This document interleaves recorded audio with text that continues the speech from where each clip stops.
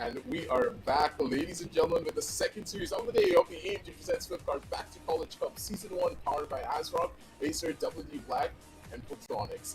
And your boy Aggressive is here once again with Ahana to bring you all of the action for the second series of the day. And yes, I'm no longer pixelated. Thankfully, the routing has been fixed, and we're going to be jumping on down in towards an incredible game. Hopefully, no technical difficulties for my ends and also the players. I know you guys had a bunch of wait time last time around, but hopefully, just hopefully, we're going to be able to make sure that the experience is as smooth in the server and also outside of the server for you guys to enjoy. But hey, if you want your smoothness, but when it comes down to your hardware, make sure to check out all the links down below in the description as well. A lot of incredible deals coming out from our sponsors. And hey, I did shout them out, so if you're looking for an SSD or even a RAM stick, got you covered down below. But Ahana, I want you to talk us through this game in particular, because Fire5, I already have my bets on this particular team. What about you? Well, I mean, I'm going to side with you because you know this game way more than I do, and I'm completely going to buy what you say. However, there is going to be still opportunity for Lovetails to actually go ahead and completely surprise us all together, because I mean, I did see you betting your money on Fire5, but I also did not see as much confidence in doing so as I would, want for me to be able to go 100% in on that call. But yeah, this is gonna be one where whoever loses has to go down into the, second bracket, the loser bracket, and the winner will be going forward and sometime soon enough facing PUBG Esports. I don't really enviable team that's going to be facing PUBG there. But for now, we're going to be jumping straight on down over towards the prize pool to check out what exactly the players are really fighting for, the moolah that they are trying to achieve here. 25,000 INR for the first place prize, with the second place being 15,000. There's a lot on the line here for these rookie level teams, so the opportunity is there, but the hunger and the drive for victory, is it present as well? That's what we're here to find out. Absolutely, and these teams are going to get themselves a chance to make a mark on the maps because again, as we talk again and again, these teams have not already been on the radar, but this is their opportunity to go ahead and shine light on themselves. And the prize pool just makes it a little bit more incentivized, more motivated, attempt altogether because that's the immediate fruit of their work, while the overall, up and rising into the scene is going to be the gradual one. Matchup for now will be Fire5 Esports going up against Laughtail Esports. And overall, we have kind of talked about this entire series. We do not have any information on the players coming in from Laughtail. So I'm going to be taking my guesses and, of course, my analysis on what I do know. I know the achievements of Fire5, but an underdog story coming in from the side of Laughtail could just be the biggest difference maker, in my opinion. A lot of these organizations have really started to come towards the limelight. We never even heard of WG Esports, but when we started talking about them, when we saw what the team was really capable of, it was a completely different roundup. But for now, let's jump on down over to the lineup showcased by our lovely producer for Fire5. See exactly what their team holds for us today. Well, I do see a lot of promise in the team, and with your words also backing them and supporting them, I feel like they might be the ones to watch out for in this particular match. But I'm excited to see what it will be like in the next coming stages already because the tournament started off with a big blast. There's a lot that the teams have to live up to, whether it's Fire5 or it's Laughtail, both have to go ahead and show down the players of WG Esports by performing completely fantastically in this one. True. But for Laughtail Esports, they also have a lot of incredible players on their side. Personally, I don't know any of them, but that's kind of where the real fun is at, right? Because if you Yep. don't know the players and if you don't know what they're really capable of, that's when they will start to shine the brightest. And for me personally, Laughtail Esports, they have pretty substantial players. If I do remember properly, Shy Guy is one of the players that was highlighted in a previous tournament that I did watch. Did not cast, I did watch it, and he was performing quite well. So I'm going to put my eyes on him to see exactly if his statistics are still present for this particular matchup. But let's not put our hopes up just yet as we jump on down over into the video to see exactly what Battleground is going to be looking like. Split being that first official ban, with Icebox also being taken off the table. Lotus, Bind, and Ascent still being the decider as per usual in a lot of these instances. Mhm. I don't know I what am to. still, yeah, I mean, I'm still looking forward to how the game is going to unfold. It seems like Laughtail Esports is very, insistent towards being on the defensive side overall. And defense on Lotus just seems kind of risky to me. I mean, to an extent, right? It is a risk, but at the same time, it's a pretty calculated risk when you think about it as well. Jumping on down over into the agent selection, that's going to be another key important factor in the way that a Mhm. lot of this is going to be played out. In my opinion, agent selections for the map of Lotus is very versatile, especially with the recent changes being made to Viper. A lot of teams have shifted away from the double controller setup, instead now opting for the double initiator play. Now, the double initiator has its strengths, has its weaknesses, but at the same time, it kind of forces you to play in a completely different format. Think about it, Anna. Mhm. With the double controller setup, you have that Viper to act as that pseudo sentinel. You have that Viper wall to allow you to go in for those slow lurk ups, make sure you take space without giving a lot of information to your opponents. You have that opportunity to not utilize flashes. You can just walk through your own Viper wall, get to a forward position, and then just go in for a boom style execution over in towards the side and try to catch your opponents off guard. The element of surprise that you have with that Viper on the attack side is now no longer present. You are a lot more telegraphed in your approaches towards all of the three different sides of the map of Lotus. Because, again, double initiator basically resulting in you giving away information a lot more earlier. But think about it in the opposite direction from the side of Fire5. Fire5 is now playing a completely different game. They could just be running a double duelist composition with just a Gecko as their solo initiator, which personally, in my opinion, is a pretty bad idea because B, if you're going to run a solo initiator on the map of Lotus, is a lot more of a better option because Faye just allows you to have all the utility that requires. She has a reveal, she has a seize that gives you pseudo information if you're able to catch people on inside of a smoke. Plus, you have two prowlers to completely clear out not only the main side of a main, also easily take over tree if you want to there. There's a lot of different options and capabilities that the Fade allows you to have when she is the solo initiator, but as a Gecko, it's going to be a tough call. True that. Also, I am kind of on the hinge about the pick of Jet as the second duelist for the side of Fire5 as well. Because again, I mean, there was a point of time when Jet's utility kit was very good for herself, even though it was never a lot that could be done for the other players of the team by Jet. However, now it seems like she's not even sufficient for herself. She's in a place where she's just there because people loved her when she like first came into the game, and that's about it. I don't see any advantage of choosing Jet over anyone else when it comes to this particular game. So I'm kind of like confused on that as well. Let's see if it's actually gonna turn out and give them fruitful results, because this overall lineup is making me doubt their overall gameplay. It's going to be tough, but the members of Fire5, they do have very experienced players on the team. Strokey is one of them. I don't know if you know the name Strokey or not, but moving back, if I went inside of a time machine and looked at 2021, I remember Team Valor and Strokey used to be a part of that team with Buster. Those were the days. I can still remember when I first started casting Valorant and everything. It just brings back memories to see Strokey still playing the game at a very high level, regardless of what happened in the squad that he was in previously. Hopefully he still has that spark as well on him and also improved a lot over time.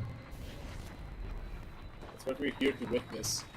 Because already the members of Fire5, they're in towards the side and they have to worry a little bit more about the Fade. That is on the opposite end of this. A good kill coming in from Tito. The hold looked good, but Strokey on the back end finding two. Instantly put the head down and wrong sweeping. Well, Yeah, Strokey still got it. Strokey still has it. He does. It was quite an easy entry coming in from the side of Fire5 Esports. The round just begun. I was not even able to find out what really happened. By the time I could, they were already inside the site. It's like site A was left completely for the retake, and the retake was not done well. This was primarily done because of the way that they pushed into tree.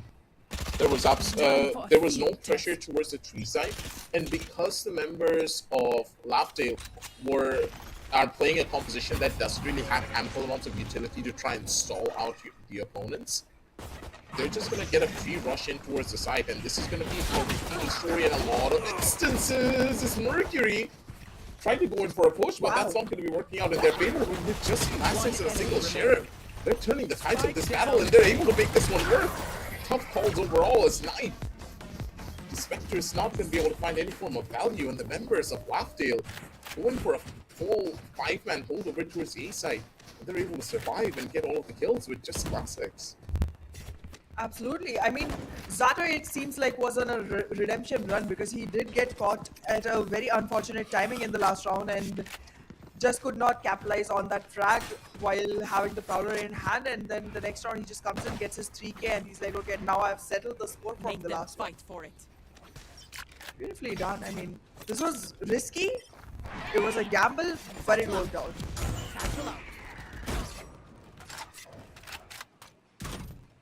Camera taken out. Maybe a question to take full control of this tightrope. A little bit of a weird camera and the tripwire. I kind of like the idea that is going to. If that anyone gets caught out by that tripwire, that's going to be a huge problem for him overall. Supposed to back down. Hydro. In a good position to maybe find one kill at the bare minimum before he does get sniffed out here. So the position is good. Sneaks out. That will be the first kill. He's able to find one. He's able to find the second two before he gets finally shut down. It's Mercury now. Needs to be the opener for a Shy Guy. Towards the back. Spike planted. Control is his as Black. Waiting for his teammates to get into position. I like the communication coming in from both sides. They are not only going for any fights alone, and they're taking it together. They still haven't cleared out the one in the back. It's going to be Mercury. Good for the one. But he is not going to be able to find more. A 3K for Shy Guy. It's a 2-1 scoreline. Now showcases itself for the members of Laughtail. It seems as though the map of Lotus could just be their playground. True that. It's definitely a great performance coming in from the side of Laughtail Esports, but I am having doubts on how long it can trail. Because again, they are using surprise elements for one, and two, they are reliant on individual brilliance on every single round that they're winning. And I am not sure how many times you're going to be able to replicate that individual brilliance, because after all, it's a team game. You need the complete support, the complete coordination all through. So I do have doubts on how long this run will go, but it's definitely a run in their favor for now. Play coming in from Mercury. You use that dash to gain some information. How many players are holding for the back end? Simple though. Nice shot, catching out Mercury, who was a little bit too aggressive for his own good. Strokey, beautiful on the lurk, good for the one kill, but he was not expecting the second. Wow, catches him off guard, and that was a trade that was very important for them to find. Hydro, all the HP department. Monster on the loose! Already the push is perfect. Force. Gave them a little bit of room to play around it, but they need to extend the side as far as they possibly can. Considering this is a 3 versus 4 BT scenario with the ultimate still on, with the ultimate online, sorry, for the feed. The defenders, they're still on the advantage. The night comes through. This is just a free win for them. What do you do to try and survive this? This night. Nearly turn the tides of this battle, but Simple still does not miss his shot. 3-1. As the members of Laughtail, they're hoping. I love explosions. Both the Razors just stepping up into the game right at the right times. From Firefox Esports as well, we did see the Rays going in and getting a couple of frags for their side.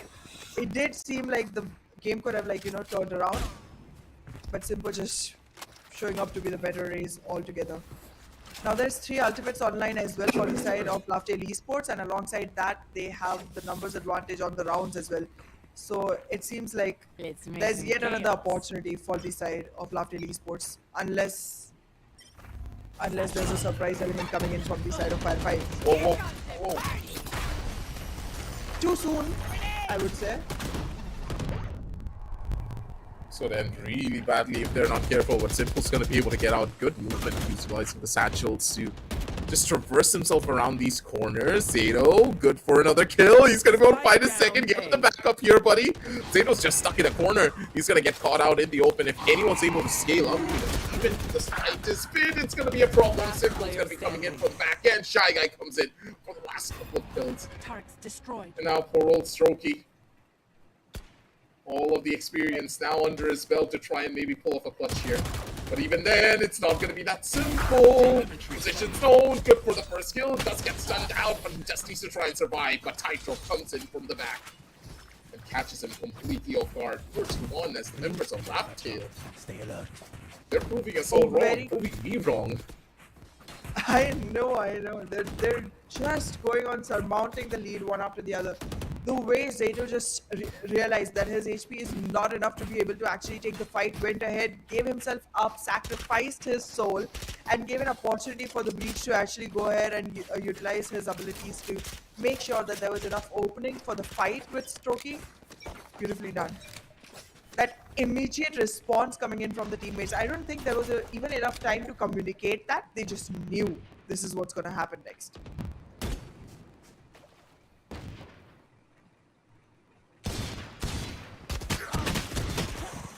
We swag trying to beautiful. maybe pull off something. Wait, how does he find 2? What minute there? Who was right behind him? I think that Shy Guy accidentally killed the player behind Swag. And he was to find the double there because of it. Strokey though, maybe trying to push up, find a little bit of an opening here, Ana, but Tightrope has just a death grip on the side. He's gonna go for the second plate accidentally. What is happening? In every twist and turn, this is just occurring. As Mercury does find one more, maybe gets a gun for his troubles, but to get a clutch, that's gonna be a miracle and a half. True that, true that. Considering Mercury is also playing on an agent who does not have a lot of abilities to actually play off of. And he's in a spot where he's literally caught completely. One enemy remaining. Has nothing to play by. He's in a 1v1, uses his... No! His face in the last instant. Oh my goodness, there was just eat, He remaining on black. Goodness. Replay. That was That was so looking like close. fantastic clutch. Yeah. I got the spike. Miracles do happen, and it seems though Mercury could have been the one to make it work. Remaining. But good God, he just missed one of his knives, and it costed him dearly for it. In that Oh, it's moment, not good. I am also gonna be giving a shout out to the composure that Black had. Like after that kind of knife attack on myself, it would have been difficult to go ahead and keep the cool of actually taking the fight still. But beautifully done. Oh my God, Mercury, just a sad day. That could have been a clutch that would have gone on our Instagrams. Yep. For Mercury. Far end story on the other side as Simple. He's just so good on these off angles. Just look at him, the way that he plays it. He's an absolute nuisance. He's wasting so much time and allows his team to go in for all the utility plays that he needs. The One movement enemy just remaining. sublime. Coming in from Simple. He's a player and a half to keep your eyes upon purely because of his movement alone. A Swag, last player remaining, everyone scoring him through. 6-1. Sloptail. Their players are a cut above the rest. Their mechanics alone are just giving them the edge here. I'm finding it unbelievable the way the games are going on here. We start with such an explosive game in the beginning, and then we walk into Lotus where we think the pace will be slightly slower, but then Laughter Esports just enters, plays on the defensive side of it, and still aggresses so much, just keeps on getting rounds after rounds. They're already 6 rounds in for themselves, with only 1 given away so far. This is a replicated scoreline. There's a good chance it's going to be going further down the line too. Fast rush once more coming in from members of Fire5 to maybe get a bold-sided push, but Simple. He wanted to be a little bit cheeky there with his positioning, but gets punished for it. A-side now there's Mercury over towards back, catches out Shy Guy, who opted for a push-up from the smoke without any form of information. Nightfall once more online, and they're able to make this rush in towards the side work. One more time as Tightrope, the good swing, catches out Strokey. That's another kill over towards the face of Night. Now you don't really have the positions that you would have wanted. Mercury with the double kill, and now it's all up to Tightrope to maybe pull off a miracle of his own. Where is everyone? Sounds Does have the given unit away. left, he is gonna use it. Yep. Now he knows exactly where they are. He can also figure out when the team is gonna enemy come in. remaining. Finds Time's up. Mercury literally off guard. The time is not in his hand, but he's gonna be able to find one more frag. No, he won't. He won't. Oh. Yet again, another beautiful clutch about to happen, just gets lost in the middle of it.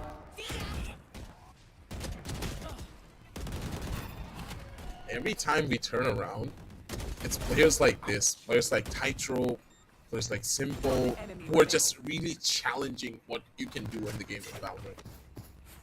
And the fact that Simple just constantly tries to play for these off-angle fights, it's a very rare sight to see. Not many duelist players are willing to do stuff that Simple is. That puts him in a completely different league of his own.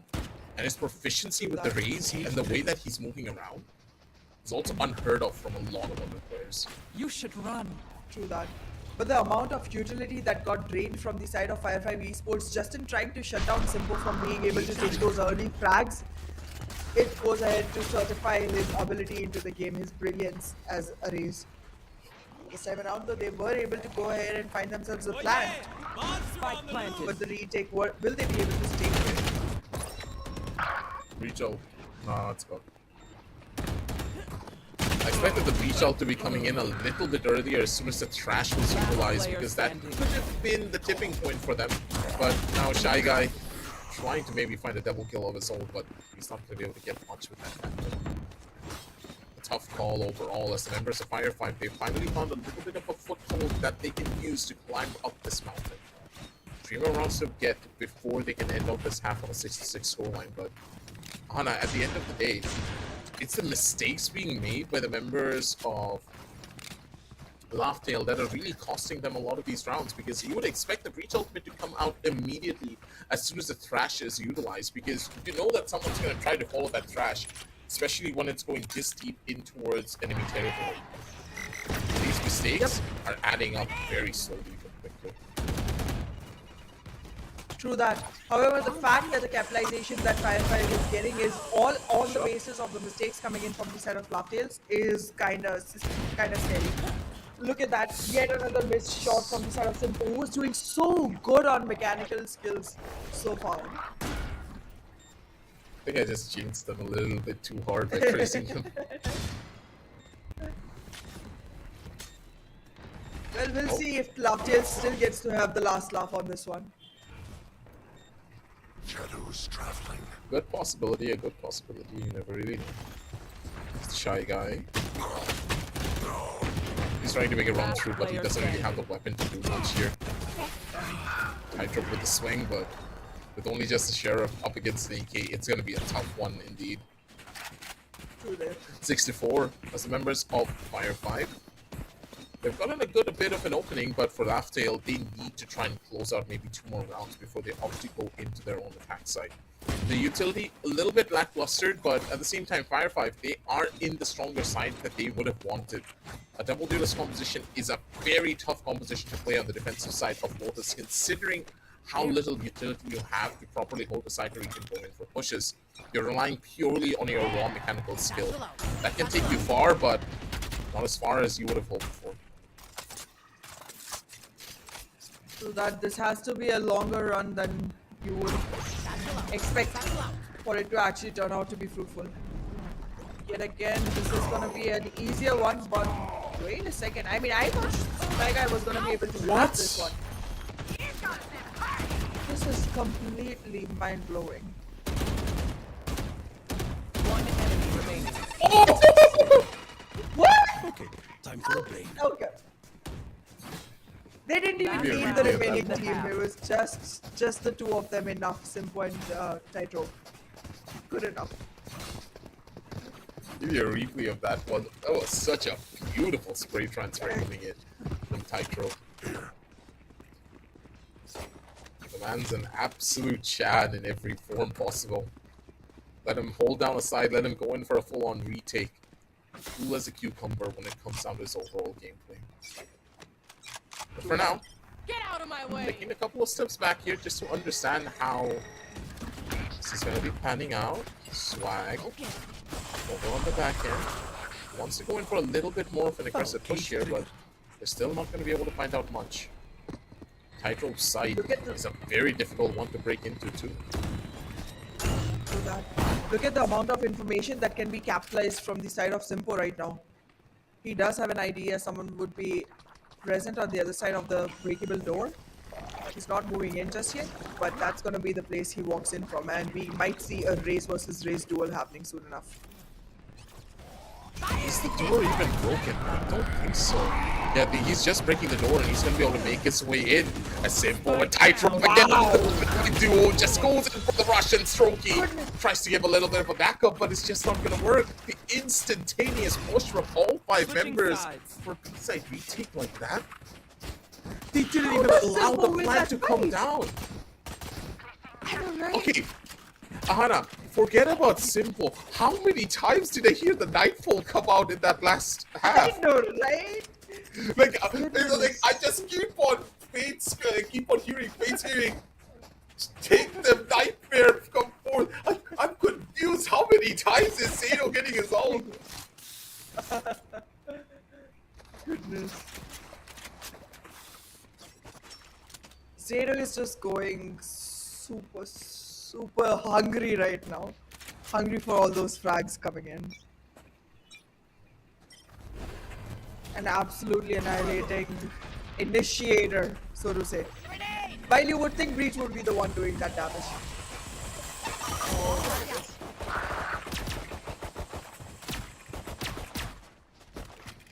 Both the teams are equally aggressive and proactive. Look at that, like even with the side swap now Fire5 Esports are all the way coming forward to take those fights. Nice lineup.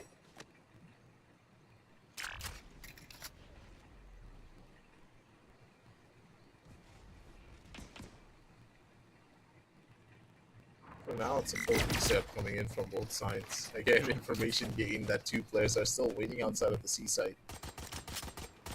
As I like the idea of how much the members of Laughdale are trying to bait it out on a pistol round, which is not really that common for a lot of teams, at least on the tier 2 and tier 3 scene. But for Laughdale, playing this one smartly, but utility not really in the best of spots just yet. Simple, taking a good chunk of damage over from the opposite side. Nice! He does find one, but he's not going to be able to find more than that. Black does get the immediate catch over onto the player, but of course, he's still being a nuisance here over from the opposite end of this. Swag, good for one more. A Shy, he tries to find a couple, but he's not going to be able to get much done.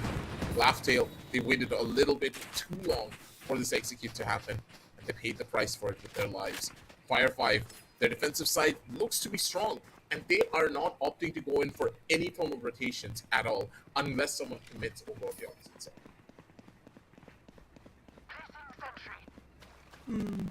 I'm worried about Laughdales as well right now, because the way Fire5 Esports is playing on their defensive side is pretty solid. It's pretty solid. They haven't given a single round since in the defense. It's only been one, by the way.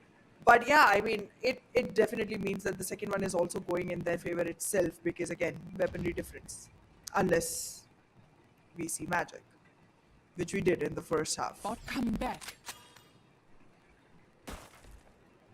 I don't think they need magic at this point. They need something a little bit more different. As course, AK already in prime spots. He's going to be able to find out too, but Black still shuts down Swag over on the opposite side. They do have a free C side to try and play into if they want to opt to go in for a full-out rotation here. Strokey in towards the back. He's trying to be the nuisance, and Strokey could have easily taken down the second. But looking at the kills that have already occurred for AK, gave away his own position. Black is going to be able to pick up the spike at the bare minimum. Wingman giving out the information, then one more towards the left side, stunned out, and he does get the catch. 9. 2 kills for him, and Fire5, they're looking to be strong. They not only were able to deny the plant, but they only lost 2 players in the process. So this anti-eco was perfect for them. True that. Not enough damage on their economy to actually shake them down, and they are going to be able to play an actual bonus or maybe invest in one gun at max for this particular round. However, this is the one where the weaponry advantage rolls in the favor of Laughdale Esports, and we know how dangerous they can be with that kind of an advantage. If Simpo is not taken care of early in the game, then it's going to be a difficult one to fight this particular round for the side of Fire5 Esports. And that might put a stop to their climb towards making the scores equalized. Black took way too much damage in the early stage itself though. Last rush coming in from Simpo's poor old Strokey had no idea what hit him there.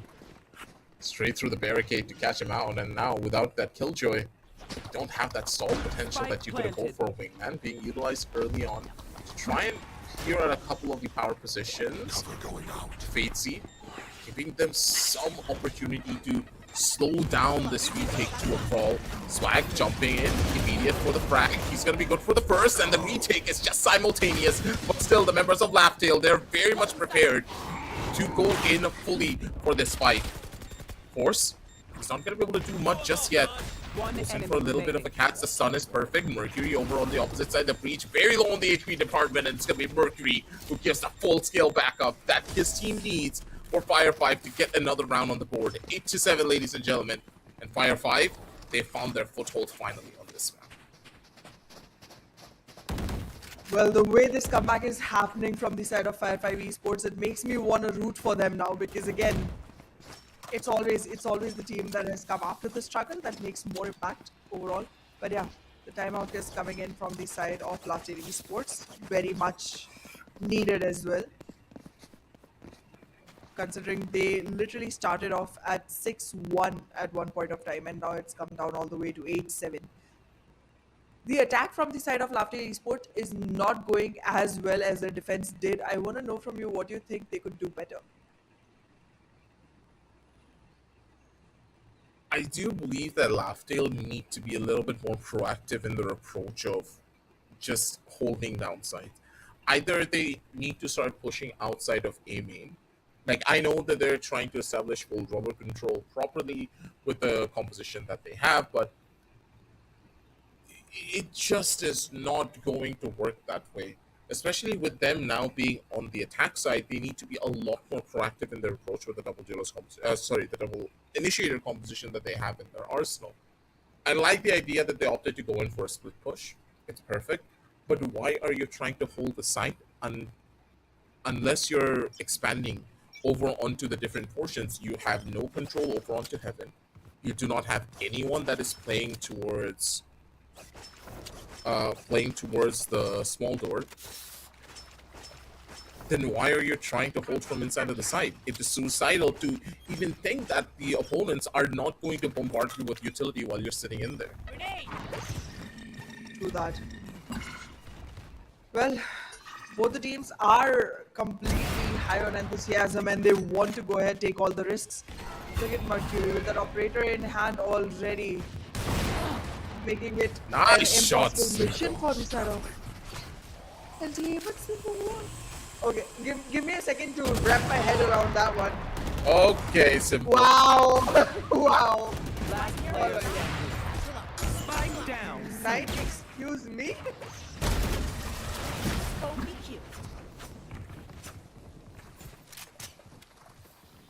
Okay.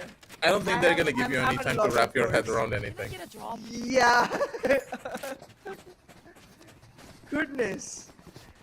I was just in the transition of becoming like starstruck by Simpo, and in the middle of it, Knight comes in, takes his 3K, shuts everything down, and now it's just Knight versus Simpo, and I'm like, okay, let me transition.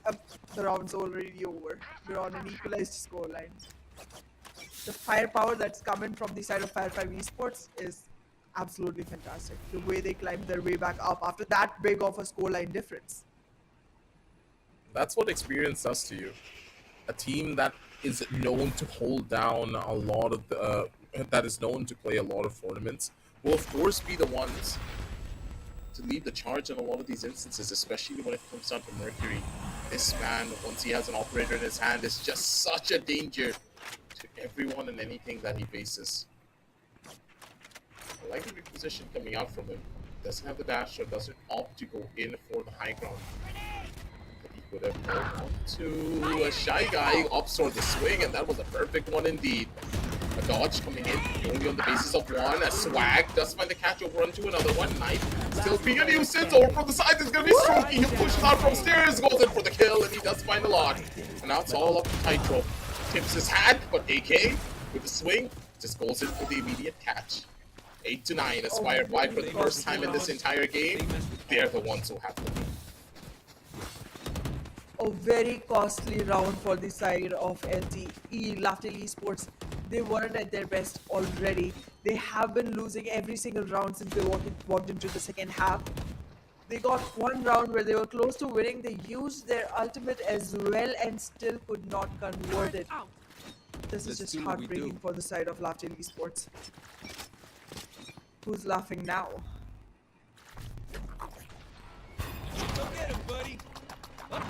To be AK. ability of utility used to gain early information. They have that opportunity to go in for the push if they want to. The tripwire has been broken. No traps being set up yet on a forward side. The members of Fire5, they're playing this one defensively. I like this idea because now that they have showcased aggression towards the C side, they're going to be scared to try not to go in for a rush over onto mid. They need to fully clear it out if they want to go anywhere else. And plus, look at the positioning on the map, Ahana. Do you see that two players are on heaven, basically meaning that, hey, they can instantly go in for a rotation in towards the A side before the attackers even have an opportunity to fully execute on the side. And that's exactly what they're going to be doing. The moment they get the information about the hit coming in towards site A, they have relocated themselves. But they're not trying to play proactively. They're waiting for the rest of the team to arrive, and in the process, they've lost a teammate. Simple, will you be able to turn the fate of LTE? Perfect. He knows where Swag is, but Swag has the ultimate online. Ooh. Painful. Painful for Simple. Strokey, he's not going to be expecting that.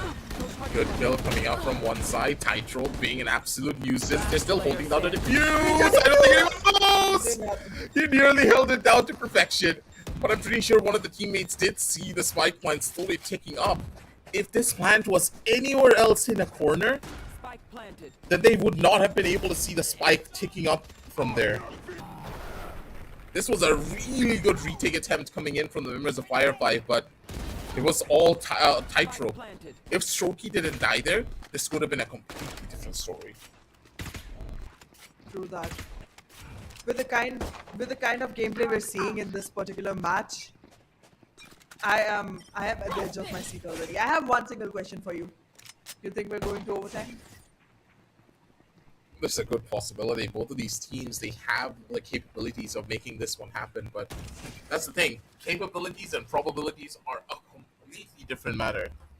Because last game, we expected the map of Icebox to be a lot more of a tighter game, but that wasn't really the case. The members of WG just did a complete 180 right at the very end up against ARJ. But for now, Mercury, he has the timing and he does find the catch for it 1-2. If he's able to receive this gun for his team, it's going to be perfect for his squad. He needs this gun, but I don't think he's going to be trying to risk this one at all. He's waiting for a kill. He does find information, and that's all that he wants. Instantly takes a runaway fight. He's not going to be risking anything here. 2 pieces of utility already invested to try and get him off this angle. And for him, that's a big victory. True that. Look at how cleanly LTE was able to sell that fake.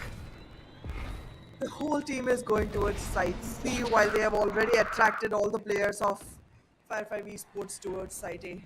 It's gonna be too late before they are able to make their way back into the site. The plant is gonna be done, and it's gonna be a 5v4 retake scenario.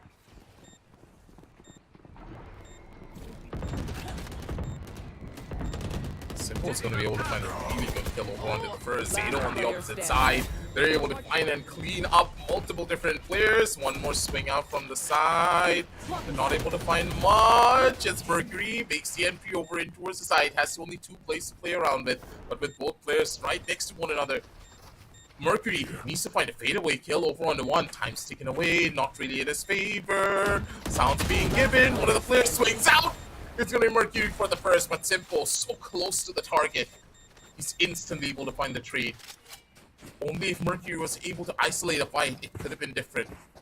But now that Laptail are back in towards lead, do they have what it takes to hold it down and go into that finish line? It'll be a tall ask indeed, especially with Fire5 not finding their mojo. Do that. I mean, I'm not seeing a lot that is going wrong. It's just both the teams are so close when it comes to their caliber. They're just fighting off toe to toe. There's just no room for error on both the sides. Every single mistake is gonna get capitalized. The position again. Swag just giving the taste of his own medicine to Simple. Like Fire5 Esports were getting threatened a lot by off angles that were being played from the side of LTE. They go ahead and do the same on the opposite side now.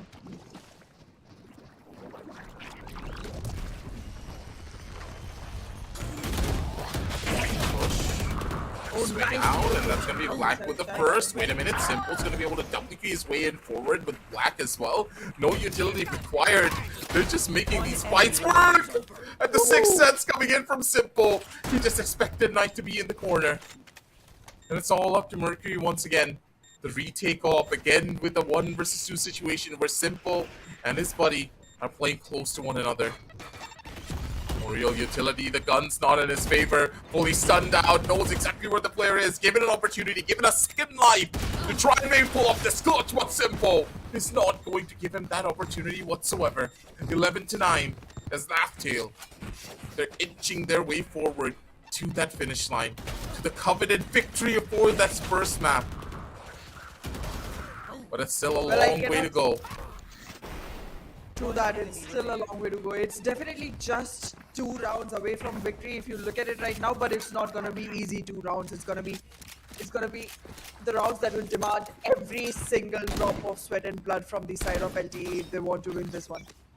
I would not say it was slow, I would not say it was steady, but it's definitely a story that's making them sweat. Face your fear! Just love Yet how again. well the members of Laugh-Tail are playing with each other too. The utility usage is sublime. They know how to play off of each other, but they're making very minute mistakes such as this. They don't need to opt to go in for this extension! Why? They did not have to overextend that much. Tightrope does have a good position, but look at the timing! Look at the grace of the timing! He could have had that frag, but he's gonna let Mercury just go. Last player standing. No charges. Yeah, this was just not going to be working out in their favor at all. If they were opting to go in for an extension like this, it would have been better to just push out from spawn. Do not know why they wanted to make a waterfall push happen. Waterfall is a very difficult sideline to try and even break through into your opponents unless you have a bunch of utility to break your way in. You already utilized all of your utility to get into the site. You don't have enough to go in for an extension. You need to play from play out of the site, or if you really want to take a duel, take 4 players, go straight up into spawn, and just hope for the best. You don't have options at that stage, and these mistakes are what's really causing the members of Laugh-Tail to lose a couple of very crucial rounds. And that's giving Fire5 opportunities to slowly make their way back in towards this game again. Satchel out. Satchel out. Do that. There has to be a lot more caution practice from the side of Laugh-Tail Esports if they really want to win this one, which I think they do. But yeah, that overextension into outside the site is gonna be difficult to do, specifically if you're hitting site C. And look at that. Here comes the retaliation from Fire5 Esports. Zato has already been taken down. That means gathering active information is gonna be a difficult task. Now they just have to wait in the site and hold and hope for the best. I know exactly. Big swing coming in tonight. The man just has no remorse for the plays that he's going in for. Swing out, simple, good for a kill. And now he's looking for even more. Builds his stroke around the corner. He's gonna be able to find a catch, but tightrope. Okay, never mind. The fadeaway just working out beautifully for this man. The Cypher. Always the last one alive in a lot of instances, but always the one to go in for clutches. I really want to see his clutch rate because this guy has been right at the very end for a lot of these rounds, but I don't think there's a better person that you would want in a situation like that other than Tightrope. The man, the man literally lives on a tightrope pretty much. That he does. Oh goodness. The way LTE is playing, they better. Like, it's better that they won the last round. If they lost it, it would be so damaging. They used multiple ultimates in that one. Well, this time around, they do have, again, a fake to stealth, which I don't think is being bought that easily from the side of Fire5 Esports. But this ability to keep running between sites one after the other, just trying your luck and finding out which one is going to be the easiest to penetrate, this makes Lotus so difficult for the defending side, specifically in my opinion. It's tough, but Tightrope, I think he learned his lesson from the last couple of rounds that he does not want to challenge Mercury whatsoever here. Even then, confidence is running high for all the members of LTE. They're opting to go in for a push towards this B side, with Nitro maybe coming in pretty late on in the first round. It's a tough call. A Swag gets a really good catch over on one more. And with that, the hold is perfect. Nitro's positioning's already found out, and Mercury in towards the corner has a shorty in hand, and the backup's already on present for this all. Tightrope. He needs to find 2 more kills and a bare minimum, but Swag just catches him with the fadeaway. The pre-fire was perfect. Ready yet? Cover going out. 12 to This 10. one single round. Go on. This one single round difference that LTE has from being the victors of this particular map, that's going to be the hardest for them to walk through, because 10 seconds FFP left. has completely drained the energy out of LTE. It does not seem like Lafayette has much to do with this one. A beautiful spray transfer from the side of Knight, and that's going to be good night for the side of LTE from FFP. For this round, just for this round. Gotta love what they see, especially when it comes down to spray transfers like this. Small adjustments, but still, those small adjustments are very difficult for a lot of players to do. And overtime could just be on the cards. Look at the buys that the members of LTE have. Exactly, we're walking into the overtime PR.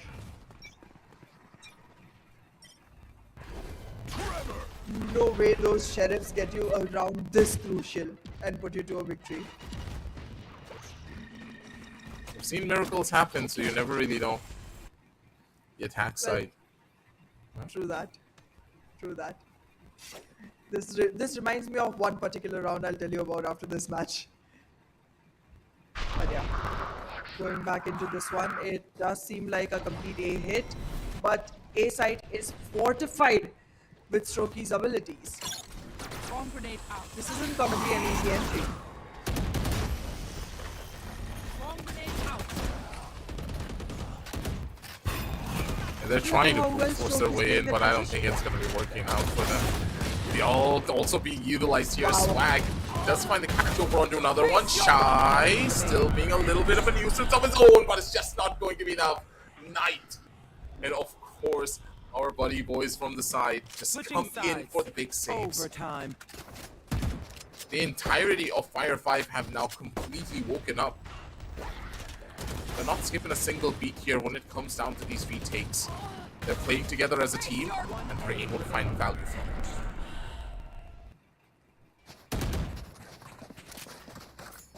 This was expected. This was expected when you see two firepowers like that just clash against each other.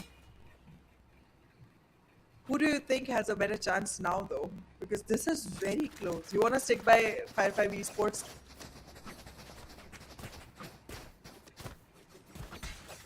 Like, Fire5 still has one. Think about it. Fire5 is one of those squads that have really just started to pick up their pace, and they're playing together as a team better and better with no time given to them. Blackto on the opposite side is not really going to be taking any of that praise, immediately shutting down Strokey before he's able to find any form of value of his own. Swag. Go on the HP department, but still trying to hold down the line. 45 on the retake here. Way too much utility already drained. They have nothing for you retake. I don't think they're going to be happy about this. Simple gets a good catch over onto one, but Fire5 still holding on the lines with a beautiful crossfire of their own. Opportunity presents itself, but the shots completely miss out. And Zato's going to be the one to shut down Swag instead. 30-12, ladies and gentlemen. And the mistakes that they made when it comes down to overpeaking, once again, they took fights completely isolated from one another, and there was no possibility of a trade. If they lost their 50-50, it was all over. This was just mind-boggling altogether. I mean, it was a good start for the side of Fire5 Esports. It felt like they were going to be able to go ahead and retake, but then they ended up utilizing all their abilities before the plant, and it just put them in a position where they did not have enough utilities to go ahead for the retake with, and then they kept losing the fights as well. This is just unfortunate. Oh, look at that though. Oh, What? Knight! This guy is just That's such a sneaky. sneaky man. Knight's gonna be able to find so much value, but Simple still is that danger man that you always need to worry about. The one raise that has been pretty much taking his entire team on his shoulders for a lot of these scenarios. Him and Tightrope. Two players that are the stars of LT. And now another opportunity for him to shine up and rise up to the challenge. Zado's gonna be the one to go in for another one here. Wow. As Mercury over towards the back, shorty, and starting to be the danger for his team, but it's just not gonna be enough. A teleport now being utilized over towards the corner, but it's just not gonna be enough. It's gonna be Forsaken instead, who gets the catch with the wingman on the side. 30-13, ladies and gentlemen, as the game will still go on. Blame Switching something. sides. Blame something Overtime. for this frag from the side of Mercury not working out. He is the reason. He is the reason that the shotty got nerfed to the point that you needed 3 shots instead of 2 to be able to completely kill someone with that gun. And that is exactly where Mercury failed. He was able to land the first 2. He could have gotten the frag. Something you did something very wrong.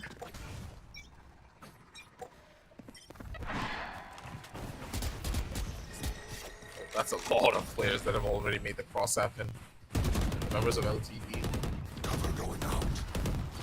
They have the idea of what's gonna inspire over towards this A side, but still the dangers lie pretty up close and personal if they are not careful. Simple in the corner, he's not gonna be able to find anything. Mercury instead just gives him the base plan with his gun barrel. That's a big kill because now with Simple no longer being that X factor that could just stop you, Zato, he still wants to try and maybe hold down the site with his squad. Even then, Fire5, they're going for a full reset. They've opened up the door just to give the illusion that they're not going to be taking this fight over on the A side.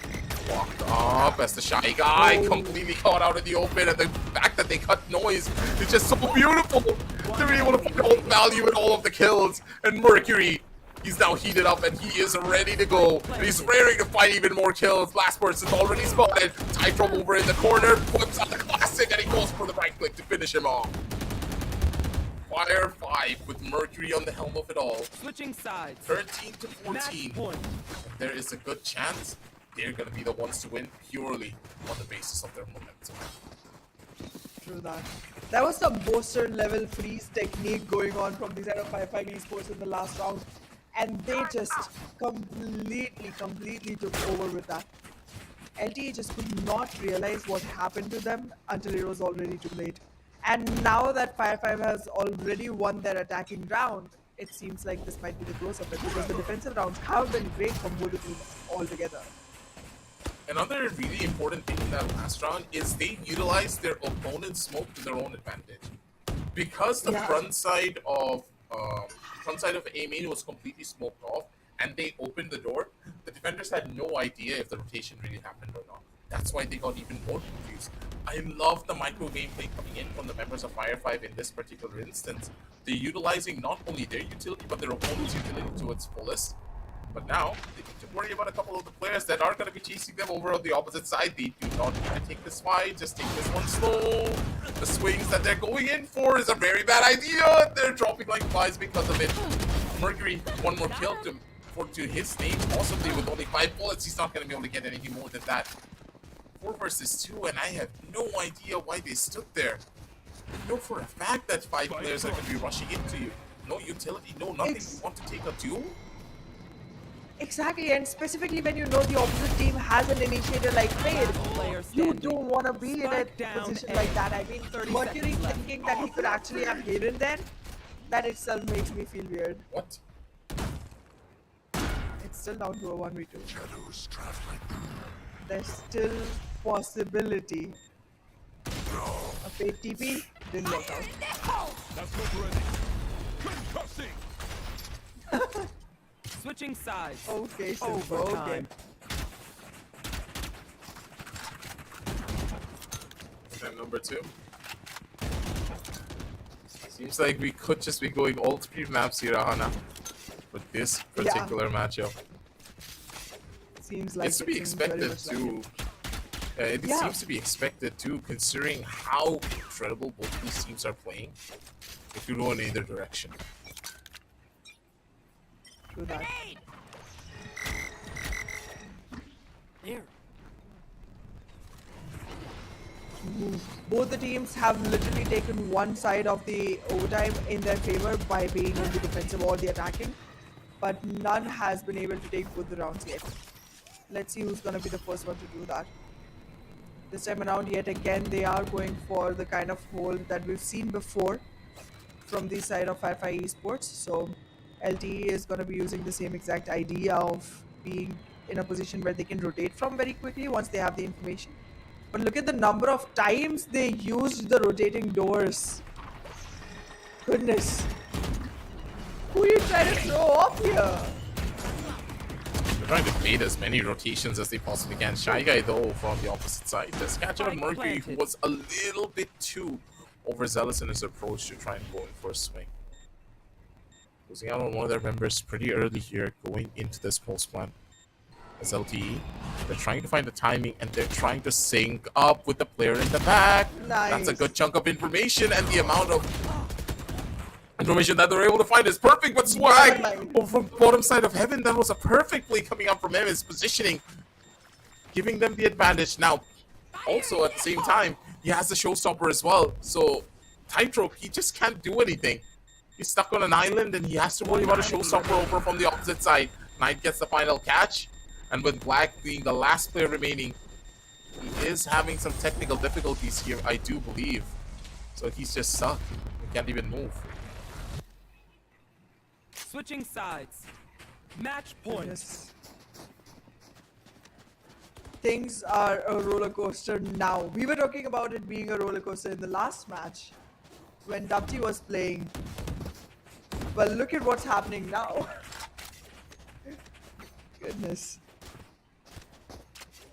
Both these teams just going on marching forward one after the other. I don't want to see any one of them go into the lower bracket. I want them to continue on the upper bracket, both of them. They do have potential to make things work, but it's just small mistakes, right? The minutest of problems that are really causing them to fall apart like this. From what we have seen, the members of Fire5, the main reason why they are winning is because they can close out the gaps that they have. If a gap starts to show, if they lose out on one of their players, they're able to just immediately find a band-aid fix that works out for them and helps them try to salvage the round. I haven't really seen a lot of rounds like that coming out from Laughdale, and I do believe it's just a lack of experience speaking.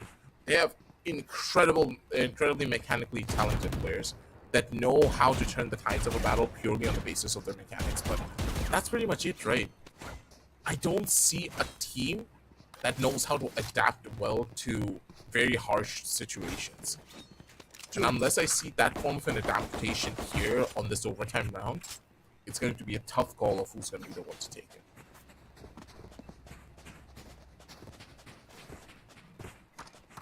Totally agree with you on that.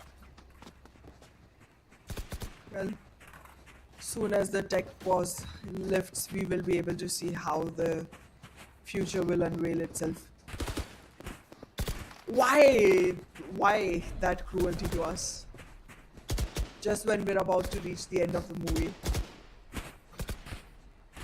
We'll just have to wait and see how this one goes. At least the players are a little bit happy about it all, right? Look at Shy Guy. True. He was just chilling in his room. Probably his parents came in. Just told him, "Are you winning, son?" Sadly, he is not winning, but could be in the opposite case in just a little bit as soon as Black comes in. Yep. Well, Laughdale Esports does have quite a lot of caliber, but this is going to be a very crucial round for them. However, on the opposite side, they are going to be faced by an operator, so they need to be very careful of how they're going to move forward in this particular one, because Mercury seems pretty prepared for this one. Unless he misses and like loses his initial battle, This might be one where Mercury redeems himself for that one lost clutch.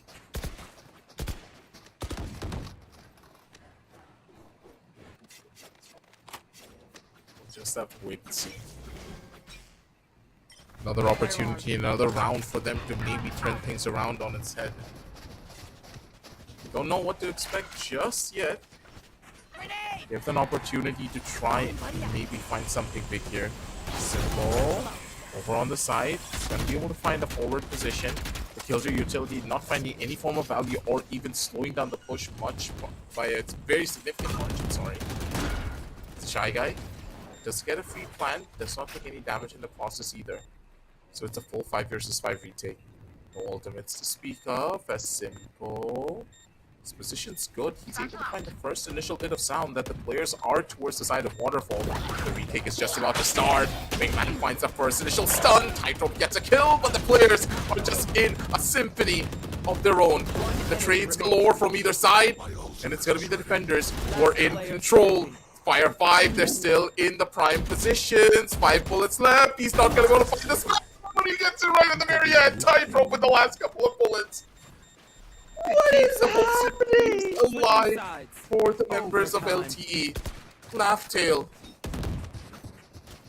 When the odds are stacked against them, that's when they're really coming alive. True that, true that. That's actually true for both of these teams. Both of them are in, situations where they literally just surmount the numbers when they're completely supposed to be losing. Goodness. Tightrope is definitely one of the men that is like the clutch master for the side of Laughter Esports. But it would be better if he's not left in those situations too often, because this is just not the most comfortable place to be. Strokey, no. He still does it anyways.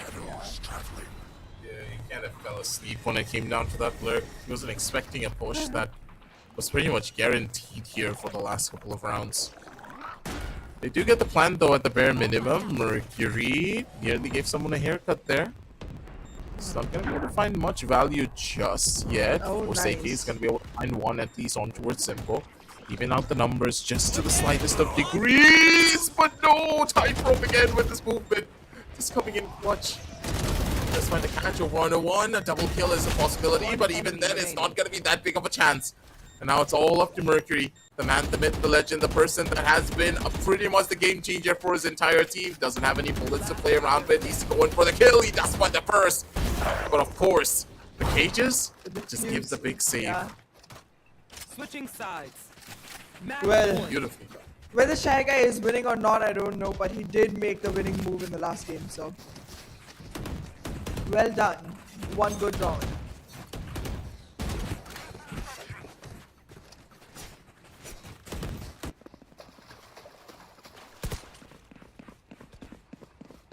Very beautiful round indeed coming in from the members Needed. of LT. Their composure really working out for them beautifully here, but for the members of Fire5, now it's their turn to go in for their own title. One small mistake, and that's going to be the thing that costs them here. Mercury with an operator. He's been a game changer with this one particular weapon. But it all depends on what kind of an opportunity is presented to him. First couple of jiggles, he does find the shot, but he doesn't hold his dash. He makes the mistake of going in the complete opposite direction. The dash was not primed for this. And that one mistake could just be the end factor for old Strokey as well. One unfortunate kill after the other. His team just completely falling apart. It's not looking that good here, like the Ahana. best days. Yeah, it's not looking good at all for the side of Fire5 Esports. Look at the amount of utility that is being dumped now that they know they have such a good numbers advantage. Last player standing. Being able to refrag is all they have to do, and that's what they will be doing. Attackers win. Playing on trades, playing on refrags, and there they find themselves the victory that they've been waiting for after such a long time period of penance. Laughtail Esports still getting to ride their own tail on this one. Truly. And they come out of this entire tale laughing, mind you. These players, they had to try their hardest right up till the very end, clutch after clutch, round after round. And good God, especially when it's this late into the night, slowly getting later into the night. You know that the players, they're feeling the fatigue, they're feeling the hunger as well, mind you. And with that, they're still able to perform, especially Titro. I do believe that he single-handedly clutched most of the rounds that were close to impossible for his entire team. And those impossible rounds gave the players the energy that they required, gave them the opportunity to really showcase what they're truly capable of, right up till the very end. And when you have one player that you can rally behind, you know that your entire team will start to perform. The members of Fire5 also had that same fire, they had the same synergy, but it's just unfortunate situations that really just started to showcase to themselves. Strokey kind of falling asleep on an angle when he was lurking, Strokey then jumping down straight into a breach aftershock that he was not even expecting.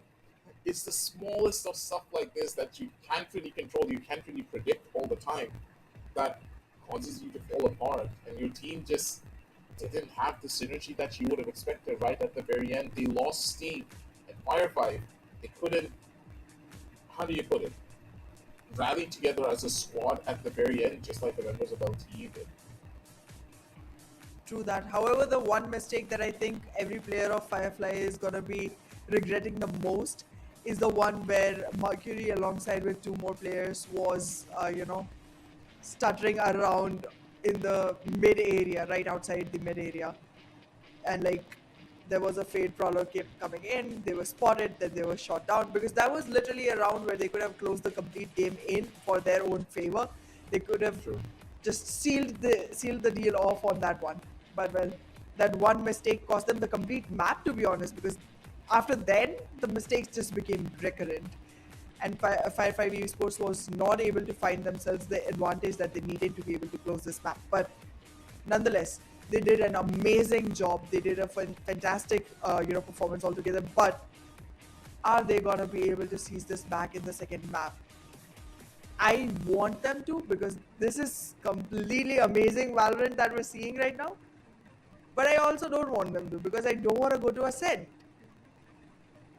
Hey, a lot of people don't want to go to Ascend, but it's not a bad map that you can just chill and have a little bit of a conversation. It's just a when you're stale passing. one.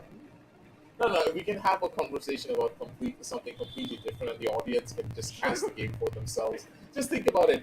Who wants to hear casting when it's the map of Ascent, right? Unless I see a Viper coming in, then I'm gonna be able to nerd out about the different flashes that you can do, the different lineups that you can go in for in that particular map. But unless something like that happens, which I'm pretty sure will never happen when you consider how the scene of India really plays the game of Valorant, I'm not going to get my hopes up, but the map of White could have something interesting, possibility of a harbor, maybe a couple of floods here and there,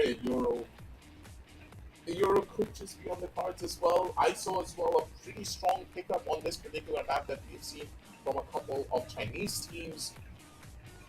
There's possibilities, but as we are going to be waiting for the scorecards to get prepared and ready here, Anna, Find could be a little bit more of a one-sided affair as well, I think, because Fire5 kind of lost their steam right at the very end, and unless they're able to come together as a team once more and just shake off this loss, I think it might just carry forward overall in the map of Bind. True that. And again, Bind is again another map which gives you way too much room to actually keep rotating back and forth. And we saw how much Laughtails loves to do that. Just keep faking on one side and then appear on the completely opposite side and actually go in for the plan. The commitment they have towards selling these fakes is very high, and that could actually result in Laughtails actually having an upper hand on Bind.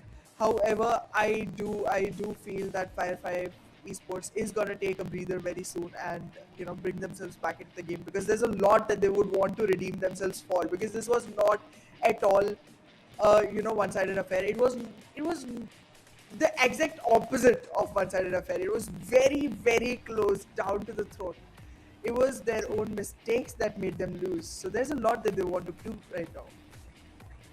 It's about going on back to the drawing board, just understanding what really didn't work out for them. And as we're jumping on down over into the scorecard, ladies and gentlemen, we're going to be able to witness what really was not going well for them at all.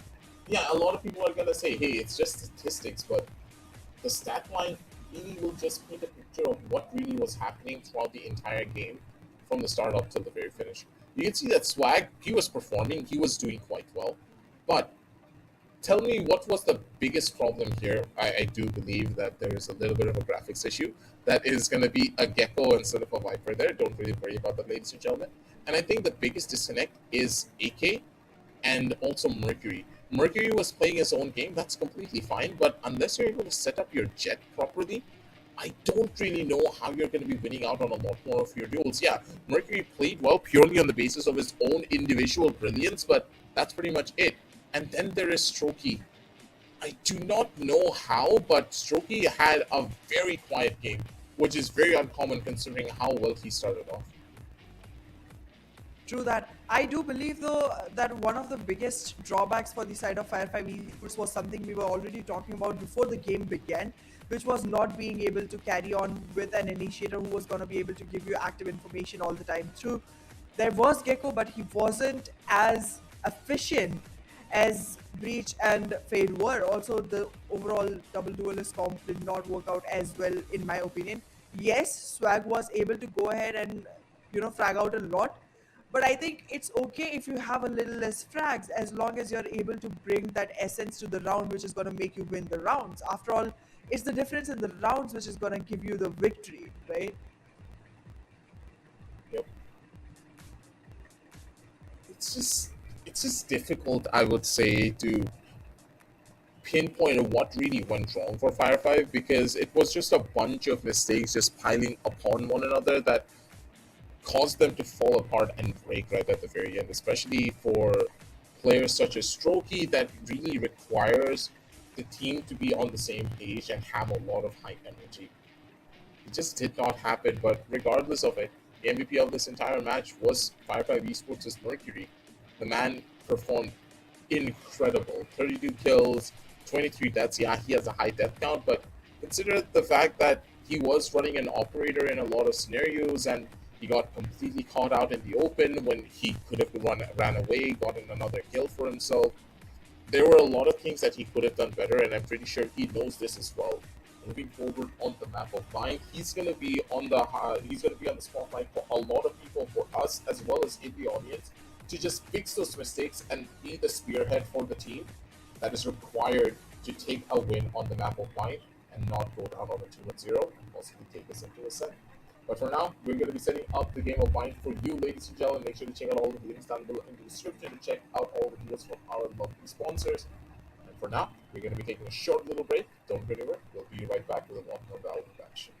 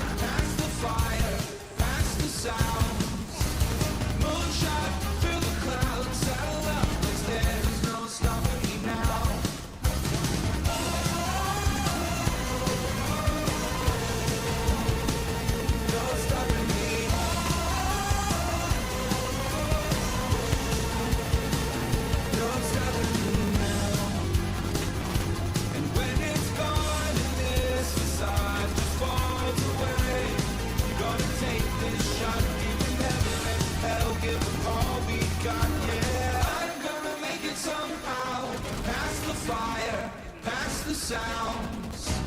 Moonshot through the clouds, saddle up, 'cause there's no stopping me now.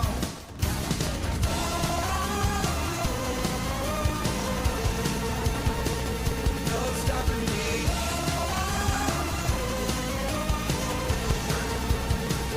No stopping me now. Turning on the zone, fighting high and behold. No stopping me. Stepping into the now, never worried about the how. No stopping me now.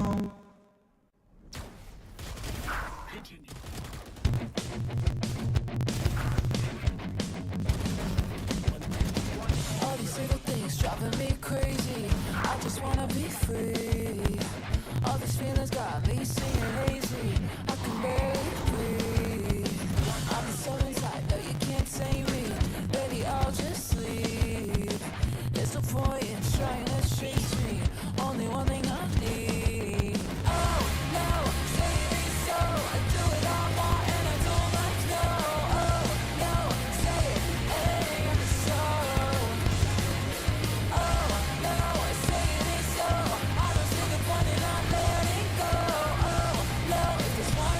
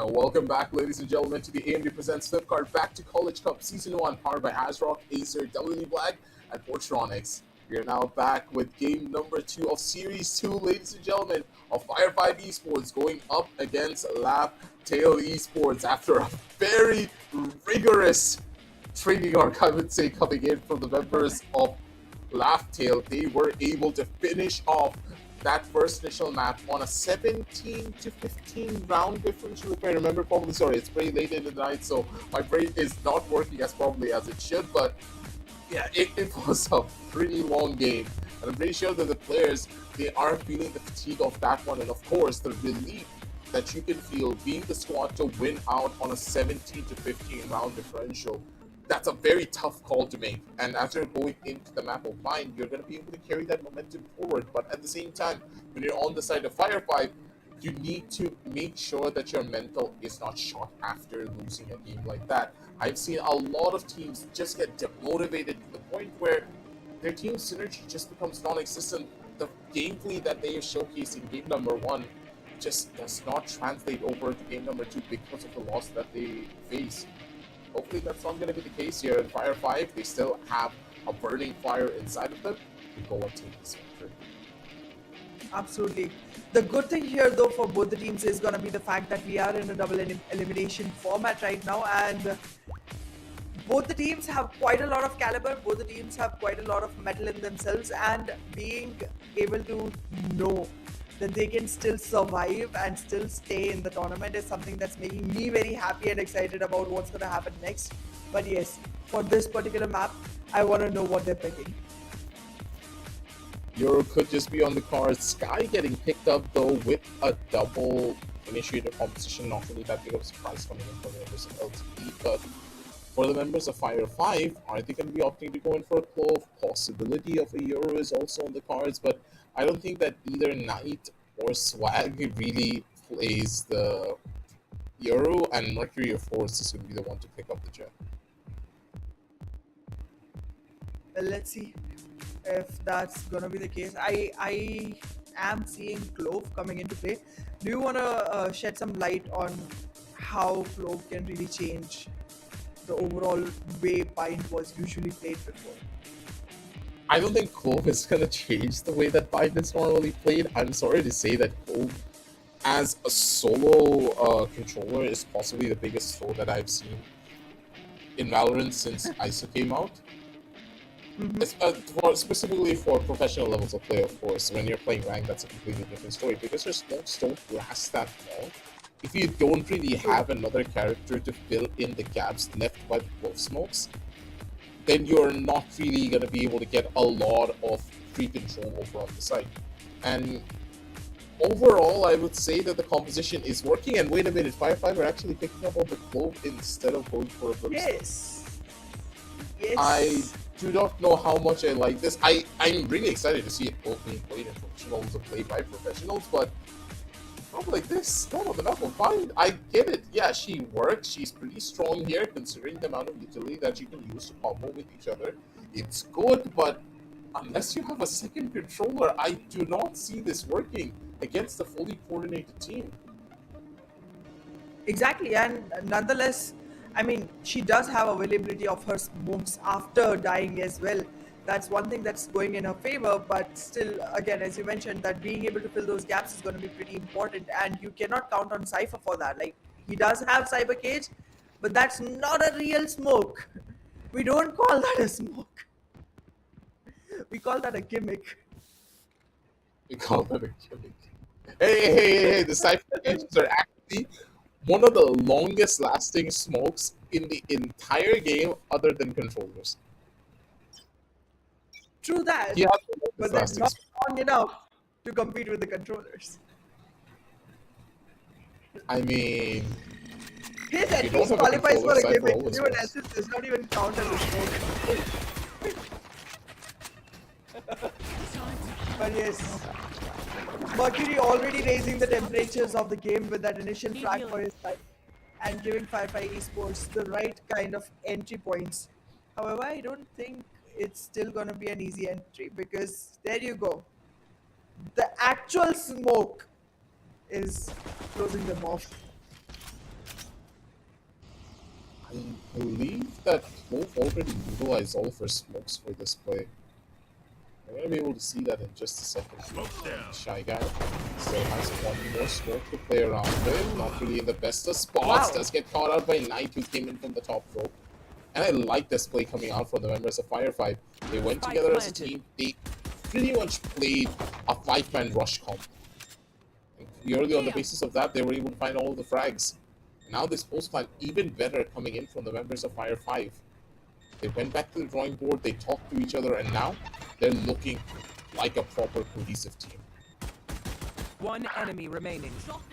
Well, the last map was not their pick to begin with, and on their own map pick, LTE did struggle quite a lot before being able to seal the win. This one, considering has been the pick of Fire5 Esports, does mean that they have walked in with much more preparation as compared to LTE on this one. So let's see how they turn this around. This could be their shot at being able to find themselves in the upper bracket still by making this one and then doing a reverse clean sweep with the next. The possibilities are always going to be there. You never really know what to expect now, do you?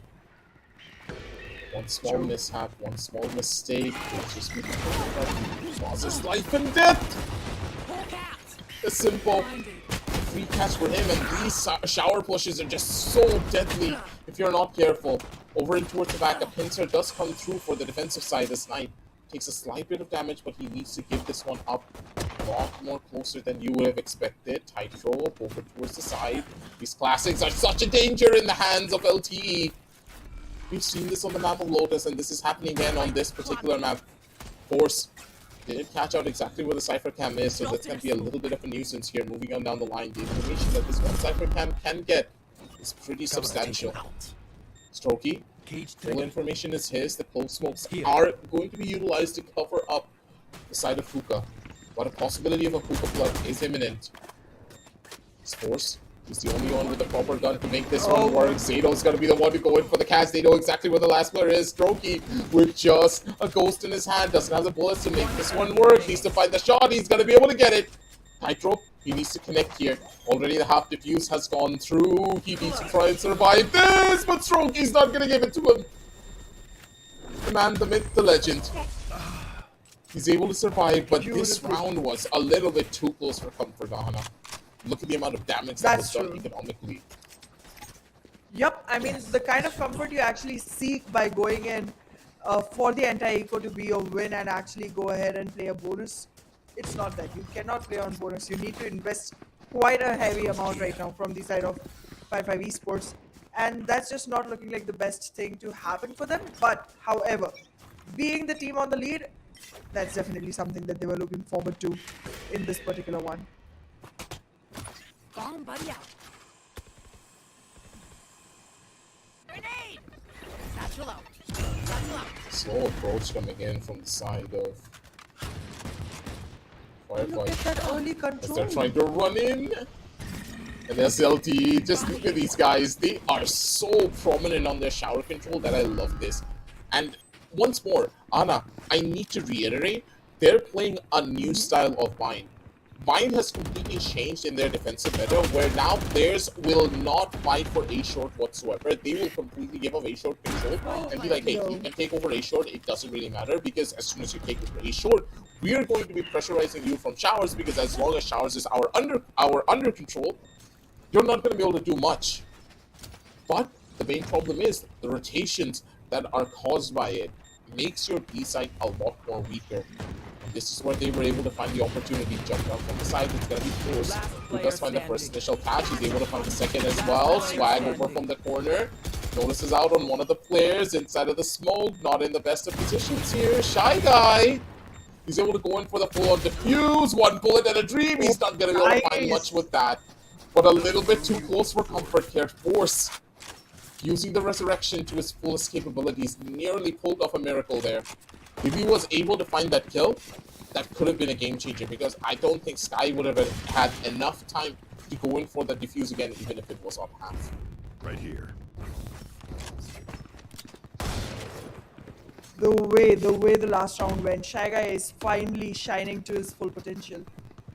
But there's still a lot more that needs to be done from the side of LTE. They do have Zato going on with that many number of frags for himself, 6 to say so, and still not as many wins as they would like to have on their boards. Black will need to step up a little. There's nothing that has come in from his side as a firepower contribution, but good control from the side of LTE on showers. And this time around, I think they are going to be surprised to see that the B hit is going to be harder to hold, though.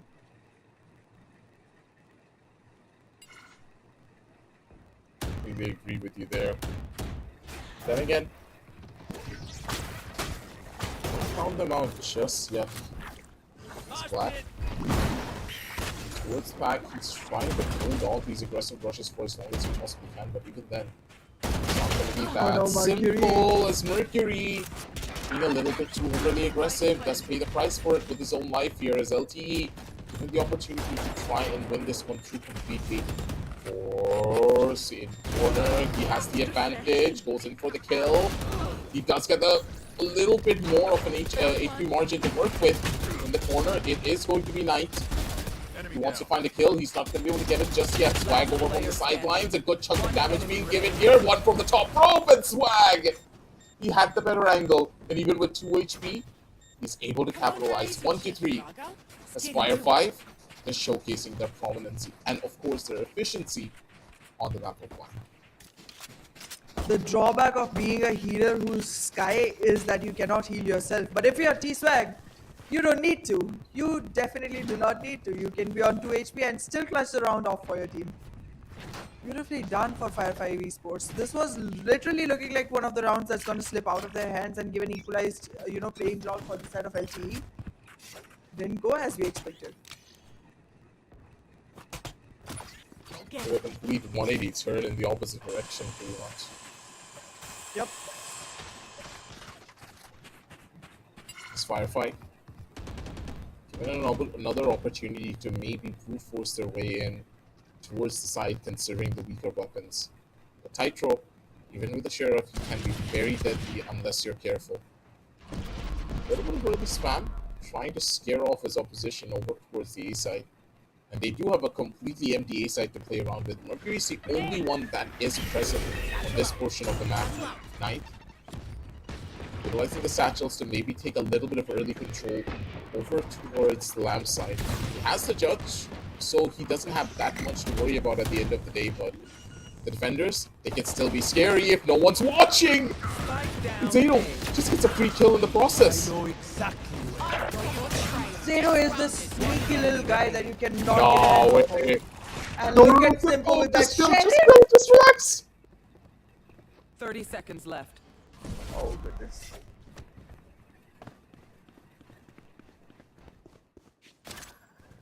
Cage triggered.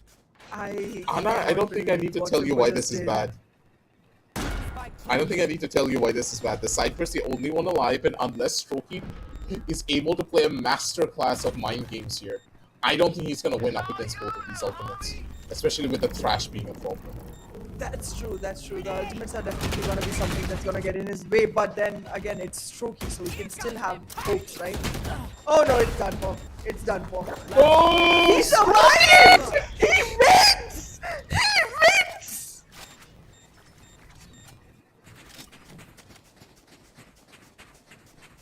What is... What? Wake me up. I need a pinch. Ayo.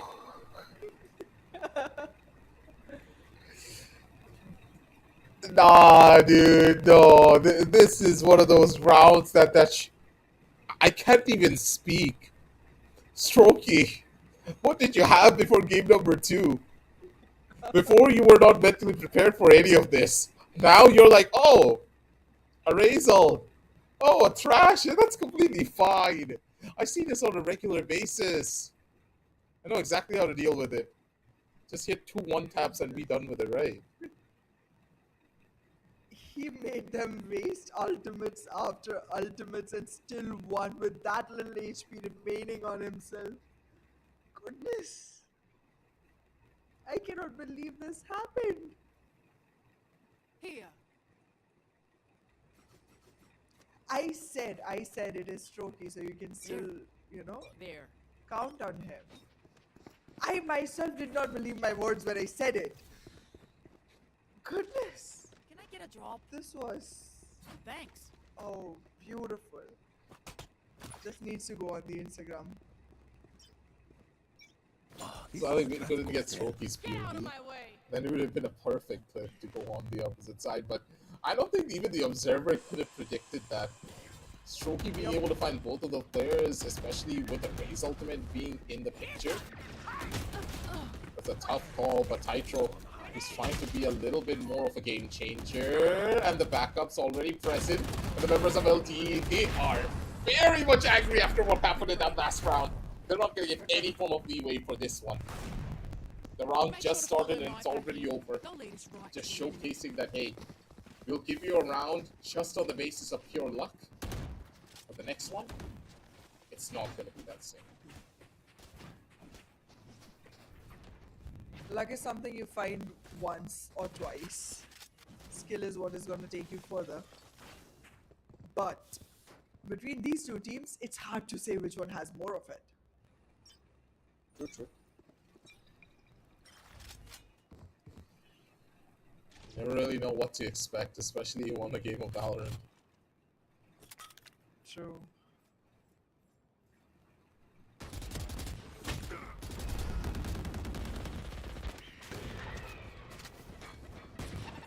For now.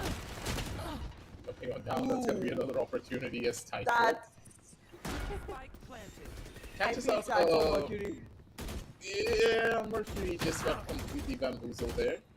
Lucky on the opposite side. Tytro, his feelings are being toyed with here.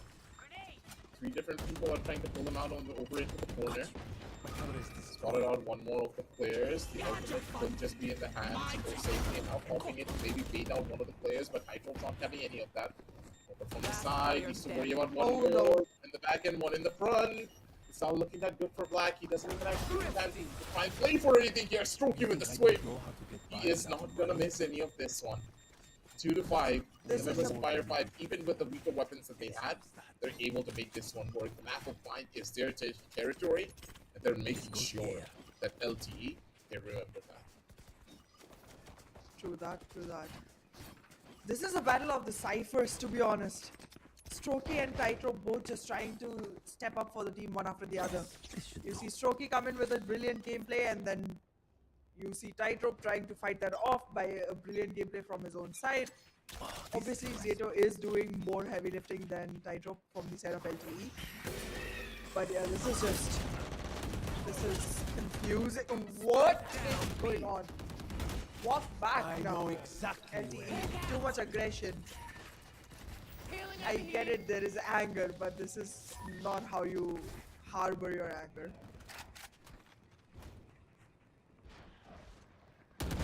Got him. That's a judge, man. That's a judge. You don't fight it like that. Spike planted.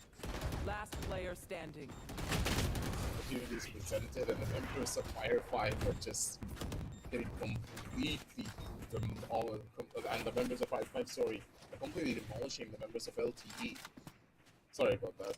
Late in the night, I do have some problems trying to keep on focusing towards the game, but for the members of Fire5, they're not having any of those issues. Doesn't matter if it's late, doesn't matter if it is high noon. These players, they're ready and they are gunning for this victory. Where are you? And this is what experience does, right? Especially on a map like this, on the map of Vine, where if your team synergy is at a different level, your individual performances just does not matter. Your performances as a team is the main requirement. Mercury, the back of it, None here. has the backup that he requires, and they're utilizing their own mechanical skill to its fullest. They're taking duels and they're taking it together as a team. Even if one player is not hitting their shots, there's always going to be the second player who gives them the chance to slow pace.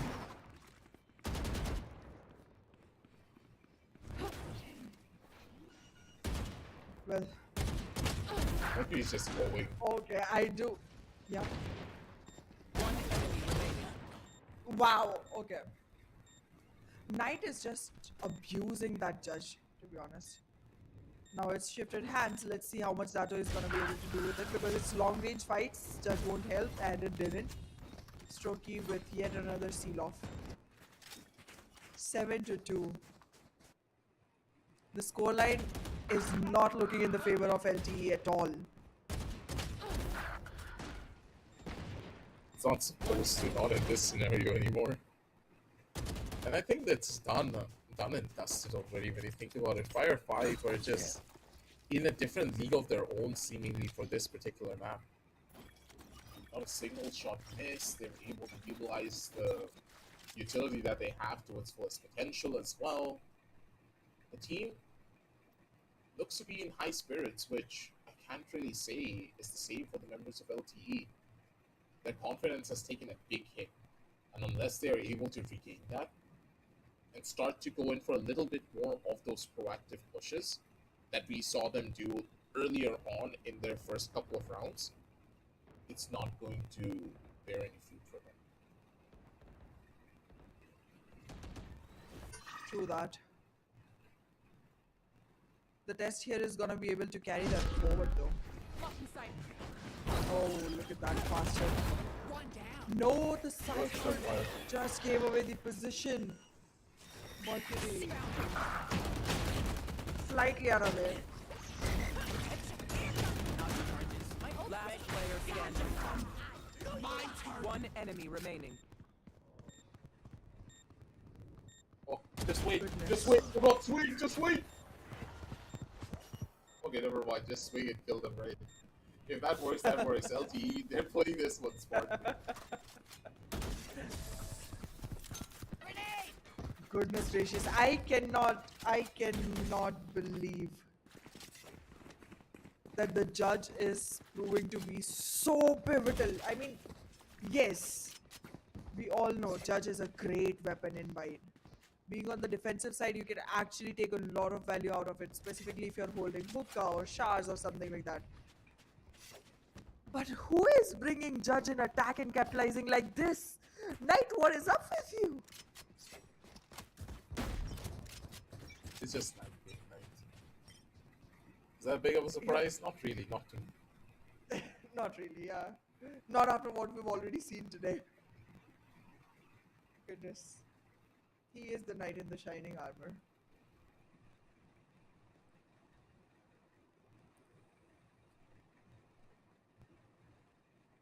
For now, it's a little bit of a calm before the storm.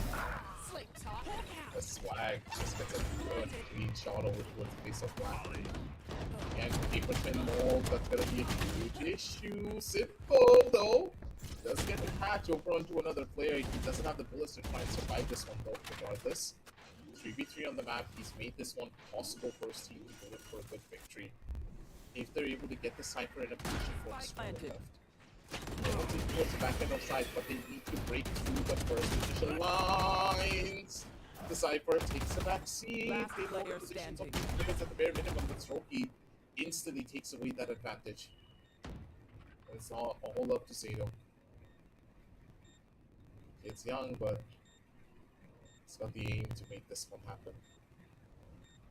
Position's good. Swings out, gets a good patch Okay. over onto the first 5 bullets. Only one to try and make this one work. He doesn't have much to give in towards this round. 3-8. As LTE, they lose another round, but Last round I before expected the this switch. guy to maybe just jump in towards the side to help out his players, but Fire to go in for a full-scale retake and just leaving your own base, it's a very horrible idea. I always live by this notion that you never, ever play the B side for a retake. If you have players close by, always opt to go in for a fight and hold down the side for as long as possibly can.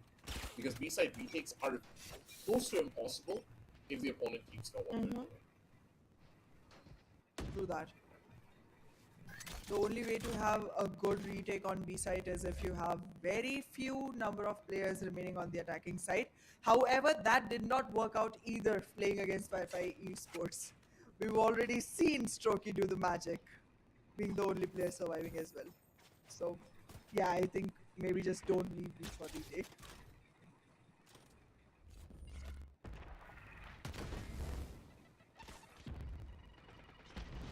There are 3 ultimates online from the side of LTE, which can be all pivotal. They all are pretty useful ultimates. You can get a lot of information, you can paralyze the opponents, you can as well as put a lot of firepower on them and also create spacing. So I think this combination can really look forward for a victory and a good frag, an essential one.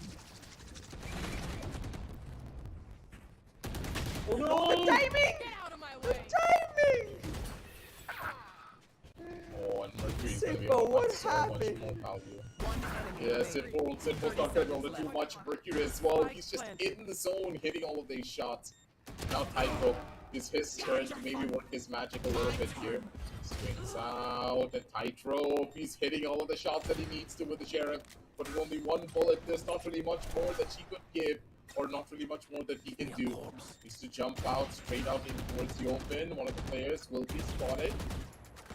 Now Mercury, position's good. He's able to find a little bit more value. Already up close and personal. And the judge, not really in the best spots to try and give him any form of an initiative Switching here sides. to try and maybe find a retake value. 3-9. It's Fire5. They're taking This this first- entire one by storm. Enemy remaining. That they are. This first half has been completely dominated by Fire5 Esports. All the rage that they got from the last match, they have nurtured it, they've harbored it, and made it into this absolutely annihilating performance from the side of FFE. Laugh Tales, this is about time to turn tables around. If not, then we're walking into a set.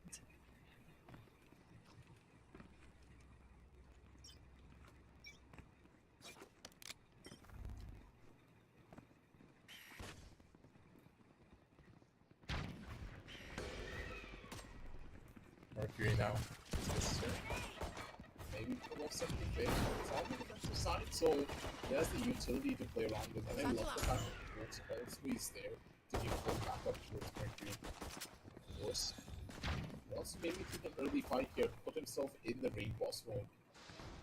Make his team have a better opportunity to go in for these aggressive pushes, but no one's giving him the opportunity. They understand that as soon as the flow is able to get that extra 100 HP in her arsenal, that's when the aggression's really going to start to kick in. LTE. For them. A very slow start and a slow take here. It's 9. Brilliant timing. He wants information, but he's not really being given much to work with. True. Oh no. This is about time Mercury falls back, 30 and he seconds will. left. But this entry is gonna be hard to stop. There's only 30 seconds remaining, and Wingman is gonna be the last of the problems that they worry about. So the plant is gonna happen. But the what? They were all there, right, Nicely Dana? done from Every single player was just already corralled around that one position. And as soon as the wingman plant was sounded, all 4 players inside of the site came out together, and then Swag used the teleporter, used that moment of confusion to pull one of the players that was trying to help out the players that was trying to fight towards Greenbox over to our showers instead. So the man advantage was always present for the members of Fire5.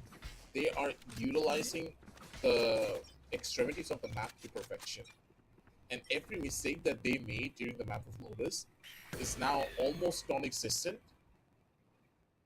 Or they exist, but once more, they're filling in the gaps quite quickly. That's true. It does seem like Fire5 Esports is looking unstoppable right now. However, the one team that can actually stand in their way is LTE in current scenarios, and they are faced against them. So let's see if LTE is going to be able to find themselves the kind of wins that they're looking for, but no. Tightrope already being taken out, that means you're going to be an attacking-sided team with nobody to watch your back. So the lurks can come into play very easily for the side of Fire5 Esports.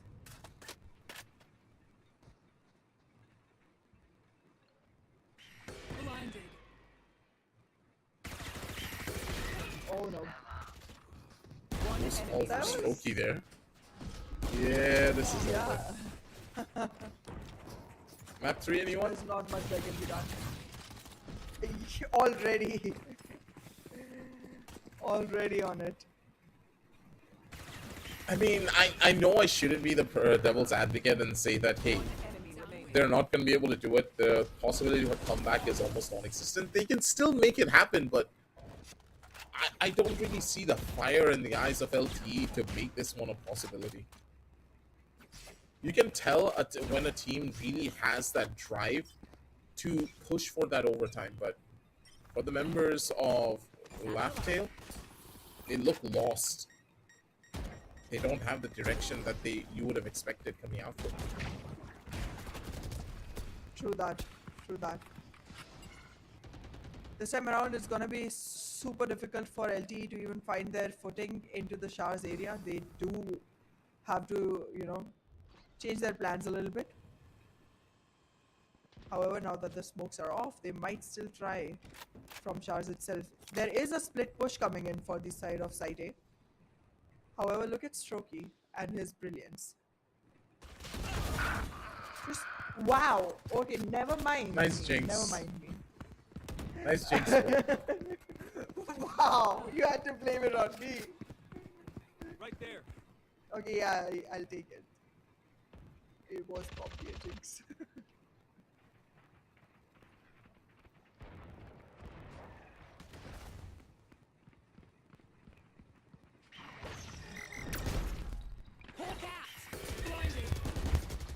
They're in a horrible position right now to try and play into this. Shy Guy though, okay, never mind. Nearly pulled off something big. He's able to find a little bit of value when Mercury comes in from the sidelines with the Outlaw. Does even more damage. Simple jump out from the sidelines. He's able to find something though, but it's not gonna be enough. Or from the top rope. Oh, there's gonna have some problems as Mercury comes in for the big save. 3-2-12, ladies and gentlemen. Was that important? Fire5 is literally on the edge of winning. But yeah, with completely unorthodox weaponry, Mercury just walks in, uses weapons like Outlaw, weapons like Bulldog, which you don't see as often in competitive play. And then just capitalizes and it's just like, yeah, I can play with anything. One enemy remaining. It's purely on the basis of the confidence of the player. For Mercury, True. anything with the scope is his territory. Picking up once again here. He's opting to take this operator as close as he possibly can to a possible victory. He's scope here. Doesn't like the odds of this battle as Mercury still finds a catch over onto Tightrope. He doesn't even care if there was a Gecko Flash right next to him. Strokey comes in for the big save. One more player has been spotted, but Knight comes in to make sure his buddy does not die. The last couple of tries already rolls through. And after a grueling 17-15 victory, mind you, Ahana, Yep. we are looking at a 3-12 loss for the team that won the last map. Did they lose all of their steam? Did they utilize all of their energy in that last map and they have nothing to give in map number 2? If that's the case, I'm afraid to witness what map number 3 has in store for us.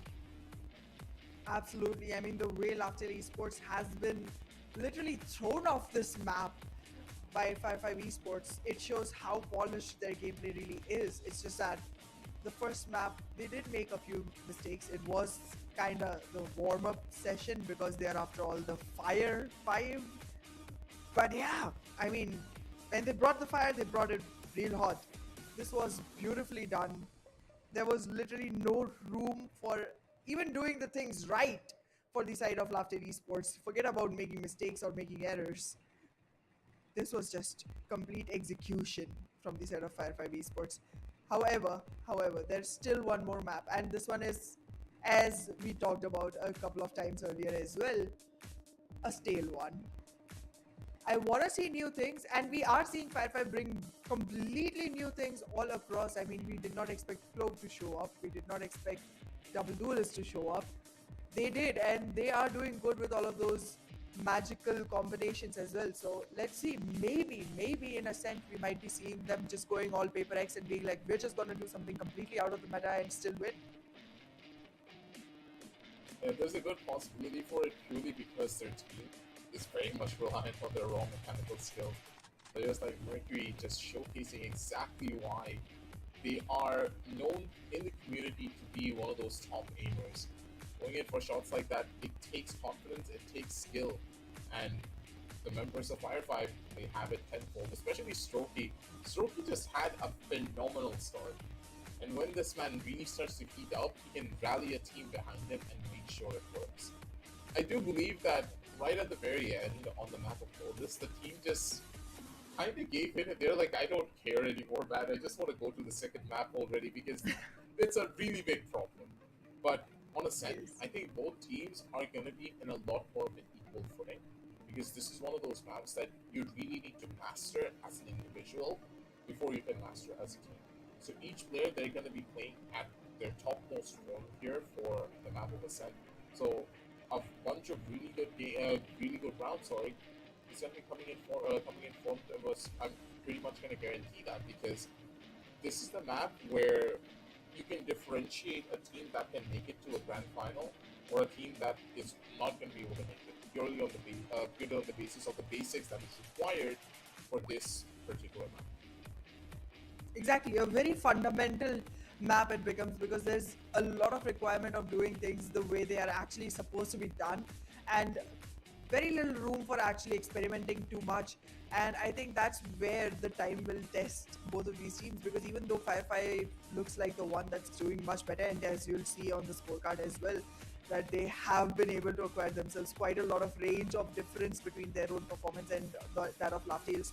Still, the fact that they are constantly investing into experimentation, and the fact that Laughtale Esports as well has quite a lot of potential and brilliance when it comes to individual gameplay, still gives an opportunity for Laughtales to make that final, nail in the coffin and make the victory theirs. However, after a loss which is this big, I think that will be hard to show up. Yeah, that's going to be a tough one. You can tell that Laughtale statistically, they did not really play that badly when it came down to their individual performances, but as a team, they were not really able to utilize Flying to its fullest. Fire5 on the other side of the spectrum, they had a pretty deep understanding of what they really wanted to do here. Once more, Laughtale, the B side was one of their biggest gaping holes, I would say. The A side defensive holds, absolutely perfect. It was gorgeous. They knew what they wanted to do on the A side, and they were able to hold it down properly. B side, though, different story because they were trying to play the side on a retake wide, like a little bit too often. I expected Tightrope to just be on that B side and just stay there for the rest of the game. He needed to be present there. He needed to be one of the anchors that could hold on to B while all of his other teammates were playing with him. That wasn't really the case at all in any of these rounds. Fire5, they got free entry towards the B side almost 5 or 6 times, and they were able to win there purely because the Cypher wasn't present. Exactly, and B site is very difficult to retake, as we've already talked about. So you never want to leave it completely empty, to be honest. And that's one mistake that was being made time and again from the side of Laughtale Esports, and they had to pay for it, and in a very major way. But well, they again do have room to stay in the tournament.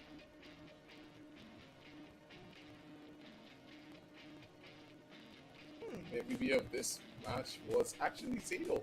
A pretty big surprise, I would say, coming in, as this player really doesn't have those phenomenal performances, but when he does perform, he does it admirably, and he's always there with his team present to give them the support. He's one of those side characters that you don't really see a lot of information about, but he's always present and he's always making sure that his team is at the very top. So the fact that the spotlight was shown upon him, it's a pretty big one. 15 to 14 when it comes down to his overall KDA ratio. So overall, he played this one well, but hopefully his performances are a little bit better when you're moving on down the line onto the map percent, because the initiators are where it's really at. when it comes down to setting up your duel list for the best possible fights. But for now, the map ascent is now on your scorecards soon enough, ladies and gentlemen. We're going to be heading on down into a very short 5 to 10 minute break. We're going to be back with you with the more Valorant action and see exactly what the last map is going to be taking place.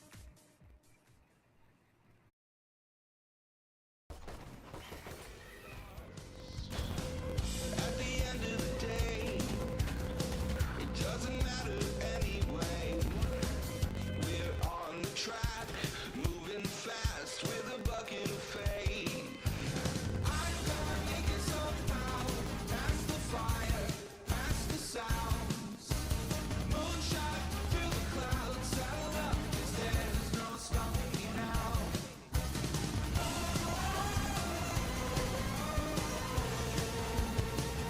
No stopping me.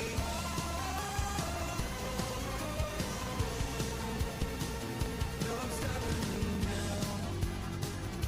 And when it's gone and this facade just falls away, gonna take this shot, even heaven and hell, give them all we got, yeah. I'm gonna make it somehow, past the fire, past the sounds.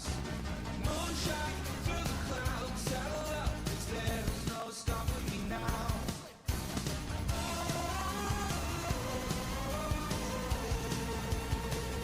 No stopping me.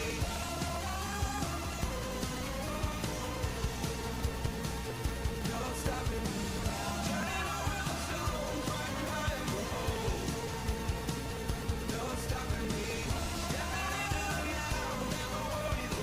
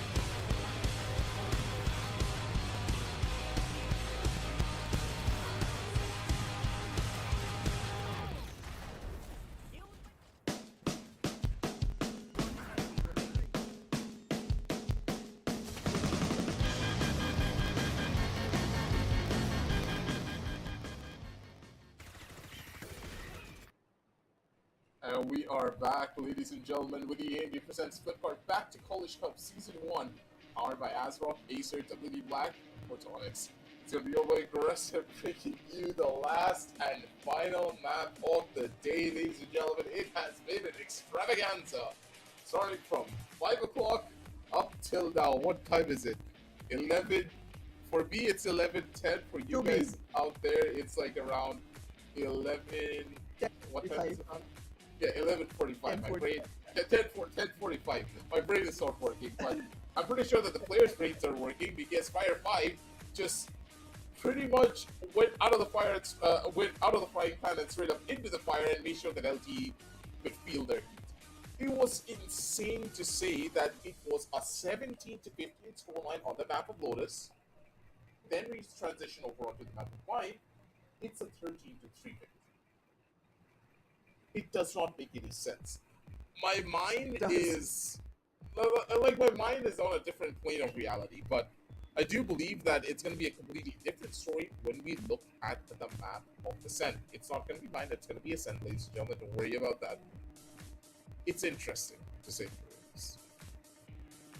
It is. It is sure going to be. I mean, we are seeing the same exact agent compositions that we always see. Oh, is there a chance of Arena coming in? No, I don't think it's so. gonna be a mirror composition, yeah. Nothing out of the blue here. Nothing that we would feel like, oh, this can happen, that can happen. It's gonna be the same textbook composition as Yes, usual. textbook, because picking up a breach instead of a KO now, that is interesting. I wonder what both of these teams have in mind. I haven't really seen a breach on the map of Ascent in a while. Normally, this is something that only ranked teams start to pick up when breach is more of the prominent pickup for them and a more of a comfort pick. But on competitive level of play, it's going to be interesting, in my opinion, to see how Mercury will utilize this breach to his fullest capability for him to set himself up for plays. You never really know what to expect. True that. I think the reason breach is being picked up is because both of these teams do wanna just, quickly get into the side, take the fights and actually execute. That's their play style. And breach gives you the ability to actually use the flashes and then yourself be the person who's pushing it instead of having to wait for the duelist to actually come in and take action on that. So I think that pseudo duelist ability of breach might be the reason that he is being picked by both the sides. But yes, I mean, I had a complaint with T-Swag picking Raze when the first map happened, and the second one he went with Sky, did magic. This time around, he's again on the initiator. So let's see what he's bringing to the table. I'm having high hopes with T-Swag.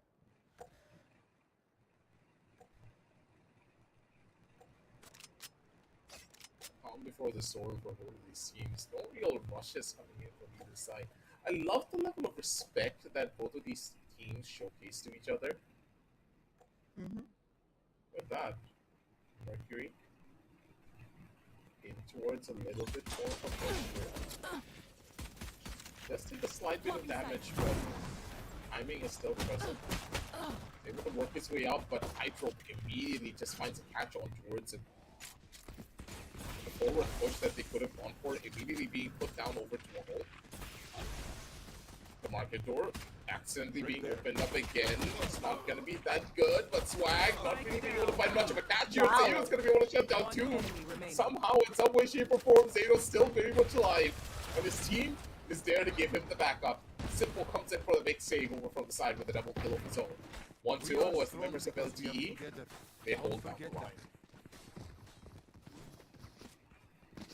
Well, this is about time that they did come back alive, but how long is it gonna carry forward is my question, because again, this is just the beginning. Things can change, but I like the way the last round went. There wasn't any aggression, there wasn't any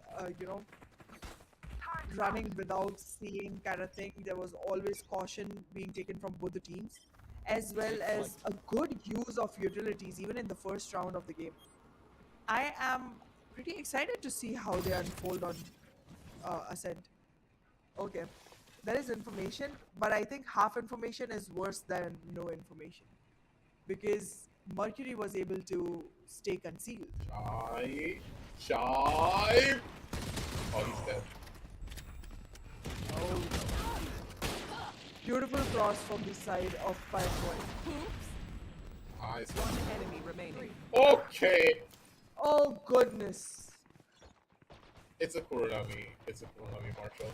No other Marshall can do that.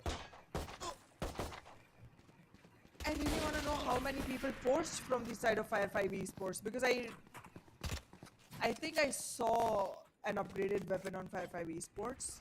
Did they really force? No, I don't think so. There were two shares They on their recovered. side. Yeah, one classic. Yeah. I don't believe that there was a single force going in towards that round, but good God, Simple. A really good clip that came out of him with that Marshall. Yeah. For LTE, a strong start, but not really a start that they should write home about, considering they did lose out on a bunch of their members. Not going to be looking that good unless they find something big here.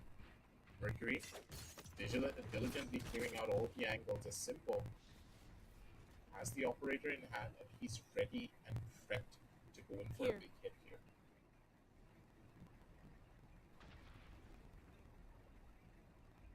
Here. The position of Mercury. Shadows traveling.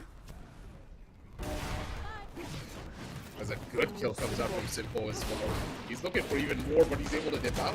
And a perfect play comes out from him as he's double dips for the second. He's not going to be looking for the third here. But he's already done his job. The rest is up to his team.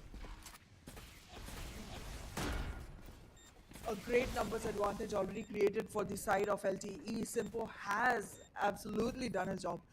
However, now the time is ticking against the players of LTE, and they do need to make it a quicker movement. Simpo still trying to distract the players while the rest of the team tries to take the frags, but Strokey, alongside his friends, is gonna be able to put this to a 2v2. How did it come to that? Wait a minute. Oh no, this was... Yes. I just said that he did his job for his team and the rest would be, and he wouldn't have to do anything more. But that doesn't seem to be the case. Yep. LTE, what just happened there? I blinked, I looked away from my monitor for just a second, I looked back, and 4 players are already dead. Fire5? What kind of witchcraft did you do to try and win this round out? You had no business getting this, and this has been a repeating story. I know, right? And the players of Fire5 Esports, the coordination among them is just magical. They're literally inside the site. They don't even have extra control. It's just the area of the site. Let's fly. And still they manage to get 3 frags at once. All 3 of them get 1 frag each. Shut LTE to the core. Wow. Like, Right here. wow. This was a steal.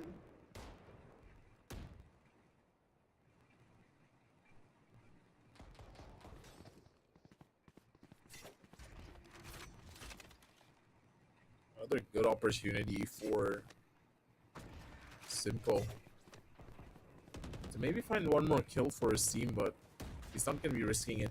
The all being on a constant rotation basis is a good idea, but unless you're able to find a good catch on these rotations, it's not going to be looking that good. Towards the corner, a tightrope, even though he's fully stunned out. He's not going to miss a single beat of this one. And Simple being in position to make sure his buddy does not get killed. Perfect overall. Flashes come through. They're not going to be able to get him out of this corner anytime soon unless they peek into the awaiting arms of the operator. I love this defensive setup being given by the members of LTE. It's close to impossible to try and brute force their way out. Flash comes through. He's going to be able to go in for a dodge. Tightrope still very much alive and going in for even more kills. Finally, they shut down the raid boss, but Simple, in the meantime, is going to be able to find one more. Both players already spotted. They know their exact position. And Simple, this operator, is just an absolute king of Chad. Going in for even more. A triple kill for Simple. As he does not miss a single beat of this melody. We were being mesmerized by Mercury and his play when it came to the operator, and Simpo was just like, I'm taking that to heart. I need to prove myself. Comes in as the jet. Just shatters everyone. Literally shatters. Need a drop. This could have been a 4-0 Placing though. alarm bot. Placing swarm grenade. It was supposed to be a 4-0. I still cannot get over the fact that they lost a round where they already have 2-man advantage in a post-plan scenario. Oh, okay. Yeah. Just jet things.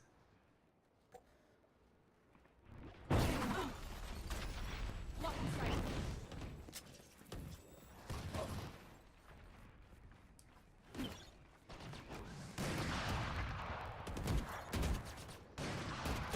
Seems as though Titrom is just having its own little bit of a game out here. It's just a game where LTE is in full control. Their defensive side just looks impenetrable. Need something? Is this a reverse sweep where we see another 13-3 scoreline but in the opposite direction?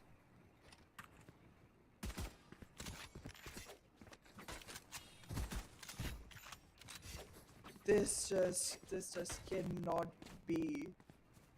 Oh goodness. I have no idea what we're seeing unfold right now. I cannot believe myself. I cannot believe them.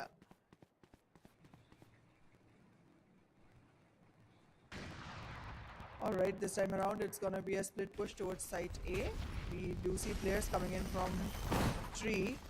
They have entered merely quickly. But no, Simpo. Yeah, that's the story. He's getting a second. Again, Simple. Give him more. Give him the fifth. Give him the fifth. Give him the ace. What? He tried to dive. He was very close. He was very close. Oh Keep goodness. them in our sights. Oh goodness. That's just simple, man. Give me a replay of that. Come on. Come on, Headmaster. I know you have it. Oh, yes, he does. Boom. He's just doing whatever he wants. The man dashes in. He could have just went in for a kill with his goes, but nope. He whips out the knives and he just shanks him in the head. Make sure he The one remembers time that when for the he next dies- day. Here. Yep. The one time he dies because he brought a knife to a gunfight. Goodness.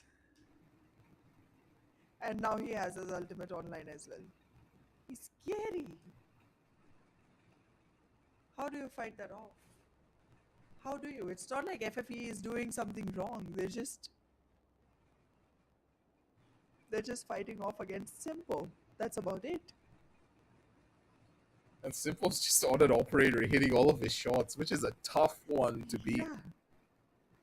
You need to sniff this player out, see exactly where he's playing, but it's so difficult. He's one of those rotating op players that he has a line of sight, but he's not going to hold it. He's going to constantly rotate from one portion of the map to the next. So you don't really have a proper set idea of where he could be. And because of stuff like this, it's not going to look that good for anyone overall. So members of Fire5, now they don't have the weaponries to play this one through. Mercury with the Blade Storm would just be a little bit more of a difference maker for them, for the shy guy. He has the bullets that will always reign supreme. Catches the player that looked into his face. Made sure that they paid the price. This time around, it might be slightly more difficult for Simpo to actually go ahead and get those kills because it's going to be a more close range fight. But wait, I'll just eat my words back. Yeah, that's over. No charges left. Last player standing. Done and Yikes. dusted. This is gonna hurt. After making a comeback that big, after coming back into the game with a 13-3 scoreline, being at a 6-1 receiving end of failure,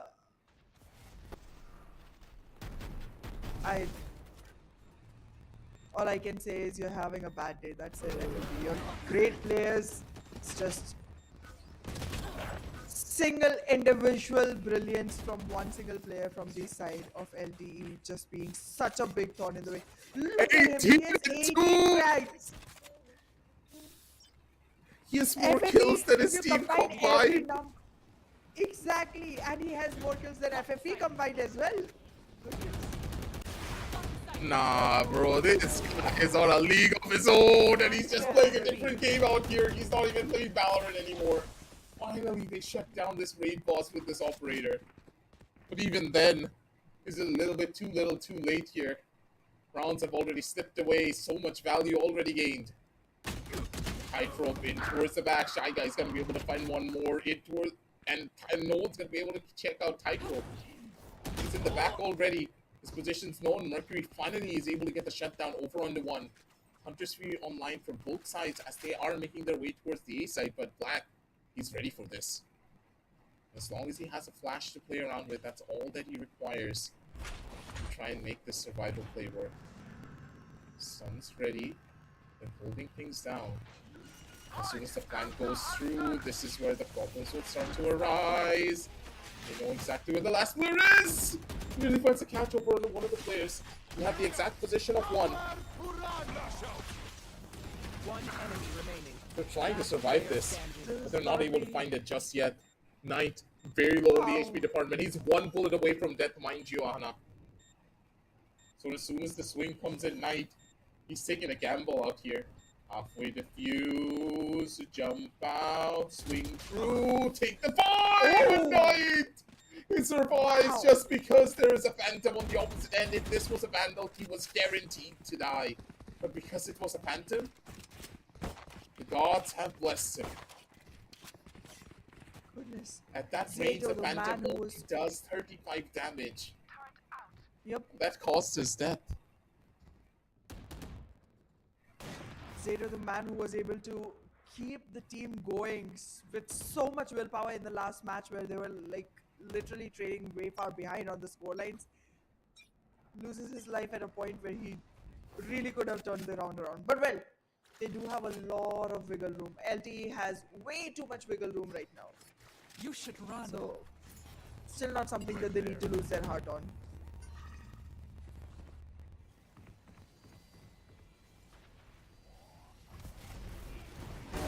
Again with that operator. Oh goodness! No way! Unstoppable! You need to stop, not like Whoa. this, simple. The man's just gonna keep going. He knows exactly where one of the players are. Force, you have no idea what's waiting for you on the opposite side here, buddy. Simple with a triple kill. The man with the op is a magician. And he's just pulling kills out of his hat like his... I don't even know the analogy anymore. I can't. My brain is not breathing. What was this shot? Simple. Down A. Goodness. This dude. Constantly, oh my goodness. 22 frags. 22 frags in 9 rounds. Oh goodness. That's more than 3 frags each round. No, that's about 3 rounds. Spike down B.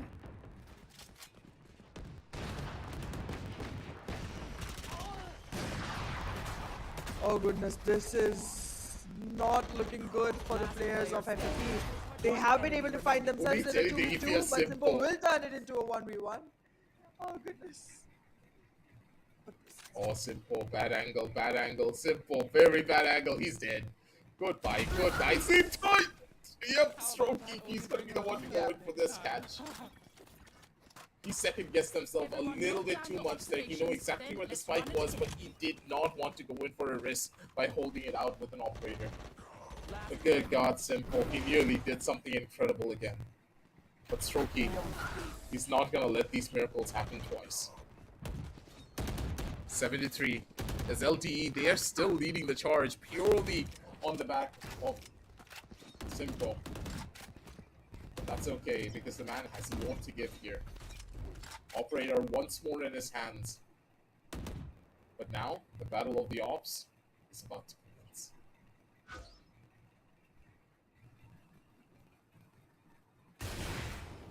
Yikes! Currently, the way Simpo is playing reminds me of Saya player, to be honest.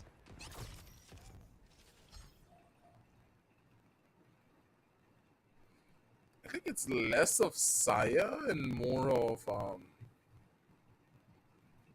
forgot the name of that player. He's a European player. I forgot the name of him. No, European. Okay. Shadows traveling. There's a particular. Oh, no. It's not European. What am I saying? It's Kang. Like I was thinking of a completely different the player. Chinese His playstyle is very much similar to Kang because this is exactly how he normally plays the operator.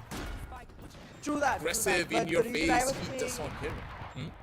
Yeah, the reason I was saying Saya player was more because when Saya player was playing with DFM, he was the only person actually being able to like get those capitalizations. More because he was the only one finding those frags, and less because the rest of the team wasn't. But yeah, he was literally the person everyone was feeding off of, and whenever he would do good, the team would do good. If he would fail, the team would too. Last player standing. Kill very much crucial, but one of the first few misses that we have seen coming out from Simpo. A crucial kill that would have pretty much guaranteed his team around. But the fact that he missed, he's gonna be kicking himself for that one. Now the money is in the ditch. 7-4, 2 rounds that they have lost are really added up because of the operators that they were buying for this one man. Now Simple, down over into a Guardian. Given the chance and given the opportunity to prove himself once more on different weapons. He's gonna try to go in for an aggressive duel here, Ahana. And I like the idea, but it could just be going in the opposite end. Oh no, oh no. Yeah, as you mentioned, it did go in the opposite direction. Spike down I have the spike. This one is definitely not going in the favor of LTE. And now FFE is close enough to be able to find themselves the comeback yet again. You wouldn't have expected something like this to happen, Stinger? right? Yeah. But okay, wait, never mind. The Stinger's working its magic. He's gonna be able to go in for a little bit of an upgrade out here. The gun's right below him, but he's not opting to go and pick it up just yet. There was maybe a chance, but And the considering his turret HP, considering his HP, it just wouldn't have worked. switching sides. Strokey does find the final kill, but as I was saying, initially when we saw the 7-1 scoreline, I did not like. If you told me that this is where we would be standing at the end of the first half, I would not have believed you. Considering the Exactly. Yeah. dynamite performance coming out from Simple, Right here. he alone has 23 kills added up. Yep. But as you can see, that a one-man army is just not going to be enough to get you all of the rounds. Right here. True that.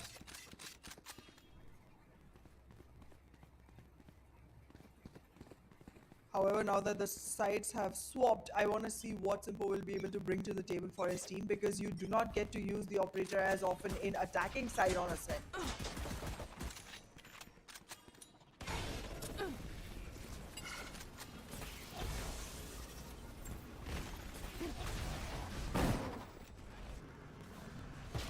Okay, in a ditch. Okay, Strokey. That wasn't a well-planned move. Spike down B.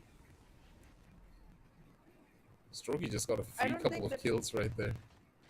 Exactly, I don't think there was a point of time when you should have entered the side like that. I mean, there were way too many utilities being deployed from the defensive side as well. It was more like a desperate move than a planned one. Right there. For now, though, they need to try and maybe salvage some of the pieces. One enemy remaining.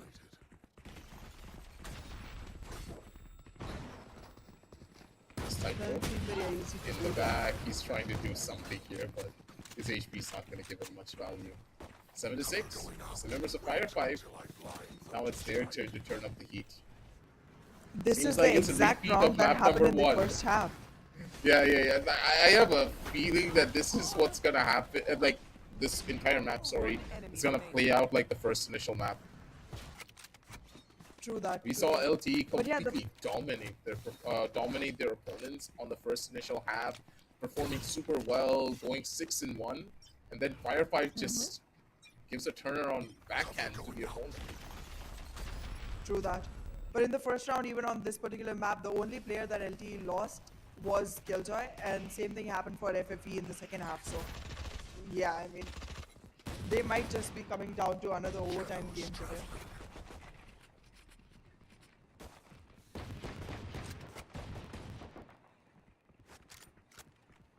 Mercury has a good angle.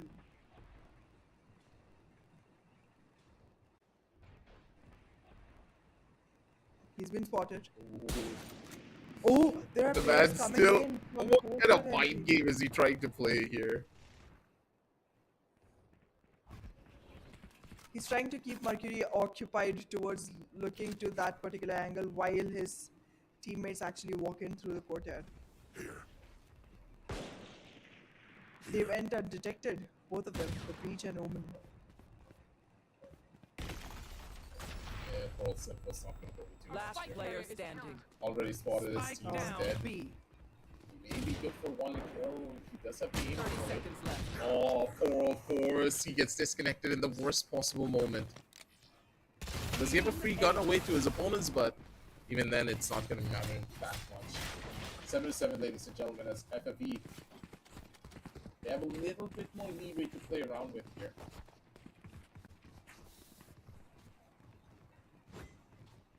Did not at all imagine this is where we would be. It did not look like it was coming to this.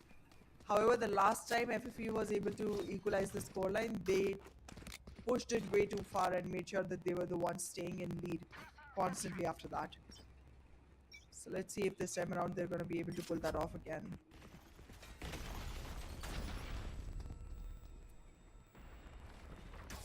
There's a good Oh, no. possibility of that.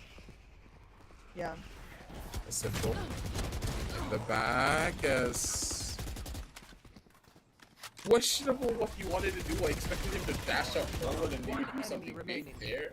Black is able to find two more as Mercury comes in for the big save on the opposite side of the map. Black working his way in towards the side. Does have a flash and an aftershock to play around with. Strokey though. But his phone number calls it up from the sidelines. He's able to catch Black with his pants down. He has no idea that Strokey was this close on the angle. 78. Team Ace. As the members of Fire5, they're leading the charge for this entire setup. Phew. The way Fire5 has found themselves the footing into this map, it's beautiful. Being on the defensive side, they are performing pretty well. And they did not give as much room in the attacking side either. I mean, they were literally just 2 rounds behind by the end of it. So I think it took them time to adjust, but once they did, they haven't given a single round away since. Last 6 rounds, not a single one given away to LTE.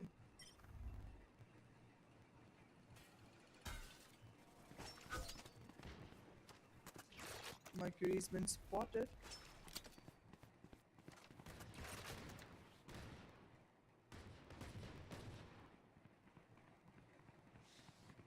It's basically a waiting game now. They have the information of how many players are playing towards the mid side. There's the opportunity for LTE to try and maybe swap out where they want to go, tightrope go. He's very close to this side. Oh, he had the timing for it too. He's good for the first, he's going to be good for the second too. He gets a gun in the process. He's going to be able to run away. Perfect setup coming in from the side of tightrope. Making sure his team is going to stay in the running for this one. Change of a gun coming in from Mercury as he's opting for an early retake before his team is prepped and ready for a beautifully tight done. throw. You gotta love this man when he's starting to perform. Strokey though from the sidelines is trying to be the game changer, but Simple once more comes alive for his team when they need him the most. The kill happens 3v1 now, gorgeously. it's gonna be a hard run. Yep. Yeah, it's not gonna be the case. Shy Guy is already in the back with a good flash coming in for setup. 8-8.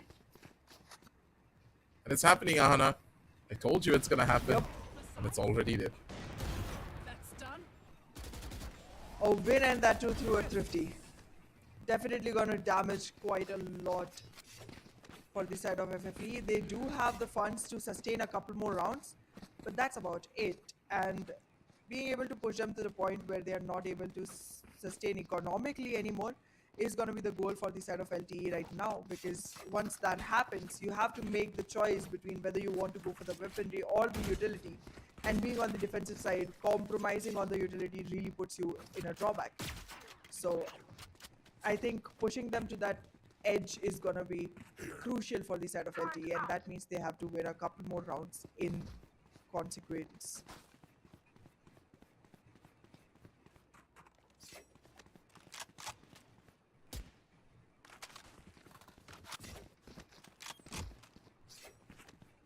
Another technical pause now being taken by the members of Fire5 to just iron out a couple of the problems that I do think that Force is having.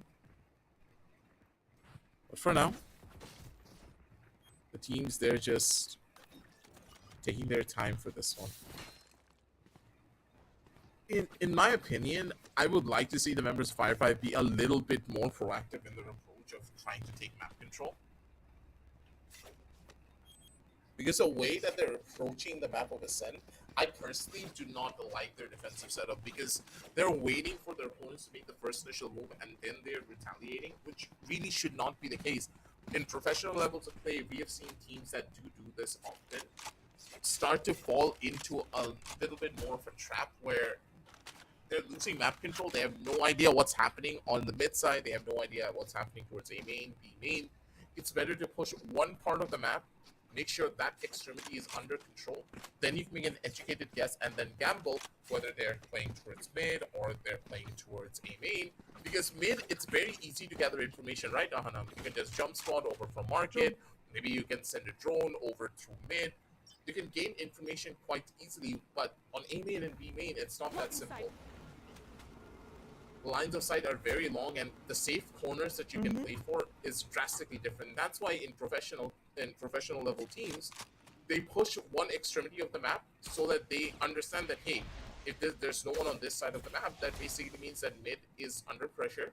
Let's check out mid. If no one's at mid, then they're playing towards A. That's how you bolster up defenses, and you stay one step ahead of your opponents. Do you see that coming in from the members of Fire5? No. Look at how defensive they're playing. The only form of aggression that we are witnessing is towards the mid side. Yep. And that too won't go very rewarding for their side, because there is retaliation as well. However, Simpo yet shots. again getting back into his element with that Phantom finds 2 to begin with, giving LT good enough room to go ahead for the plant. Oh, becomes the planter as well, because now that brings up his Blade Storm.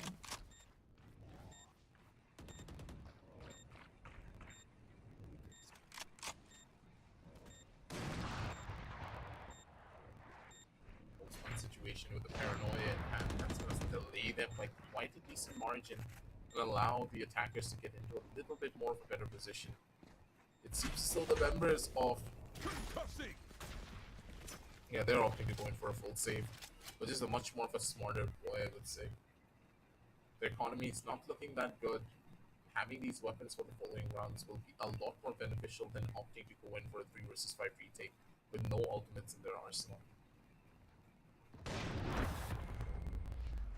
But they also do have to worry about one thing further. The big ult that is now in the hands of the attackers. The Rolling Thunder could just be the biggest game changer for the attack, as they're opting to go in for an execution.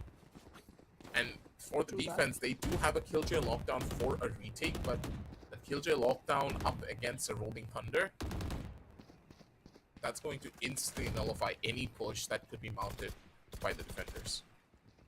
Yeah. Placing sentry. True that.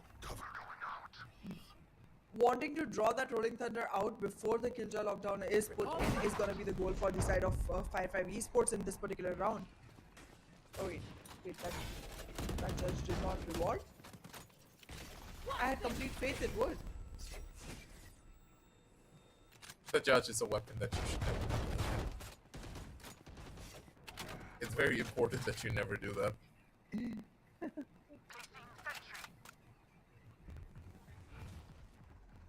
Simple doesn't really have an updraft that he can use to maybe get himself up there. You kind of miss the old tricks that you could do with Jet when you had the double updraft these days. But Yeah. for Simple, a little bit of a pipe dream for him, but maybe Tightrope's gonna be able to find something for his buddy.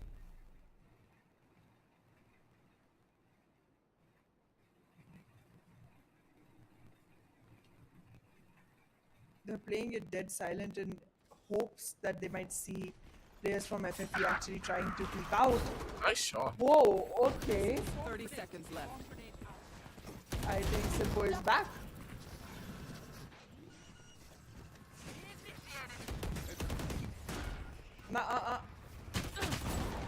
Simple. This man has problems, I swear. He's always gonna go in for these aggressive plays and somehow, and sometimes he's not gonna die, sometimes he will. And this is where the Rolling Thunder will be very much Oh, crucial. nicely done. Yeah. Good Rolling Thunder before anyone gets a little bit too close for comfort. Knight in a good position. Zato! No! Zato! He needs to try and survive this one for as long as he possibly can. The breach over from the opposite side. The time is not gonna be in his favor, but he's gonna be able to capitalize. No bullets in the gun, and it's gonna be black. And it's all his. The clutch is present. The fact that Mercury didn't have any bullets in his gun was the main reason why Black was even able to do something like this. Yep. 30 seconds left. You would The think that the luck round is was running already done and out. over. Yeah, exactly. Look The at luck it. is running out So from their close. favor. Seconds left. Oh goodness. And now the economy is breaking for the side of FFE, and they're still planning to invest into an operator. If they don't win this round, they're done for. They have nothing to hold on to. It's a do or die.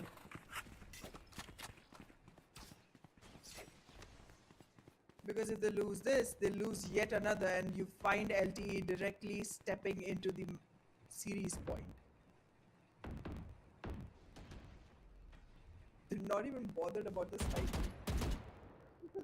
Oh, they'll take it eventually.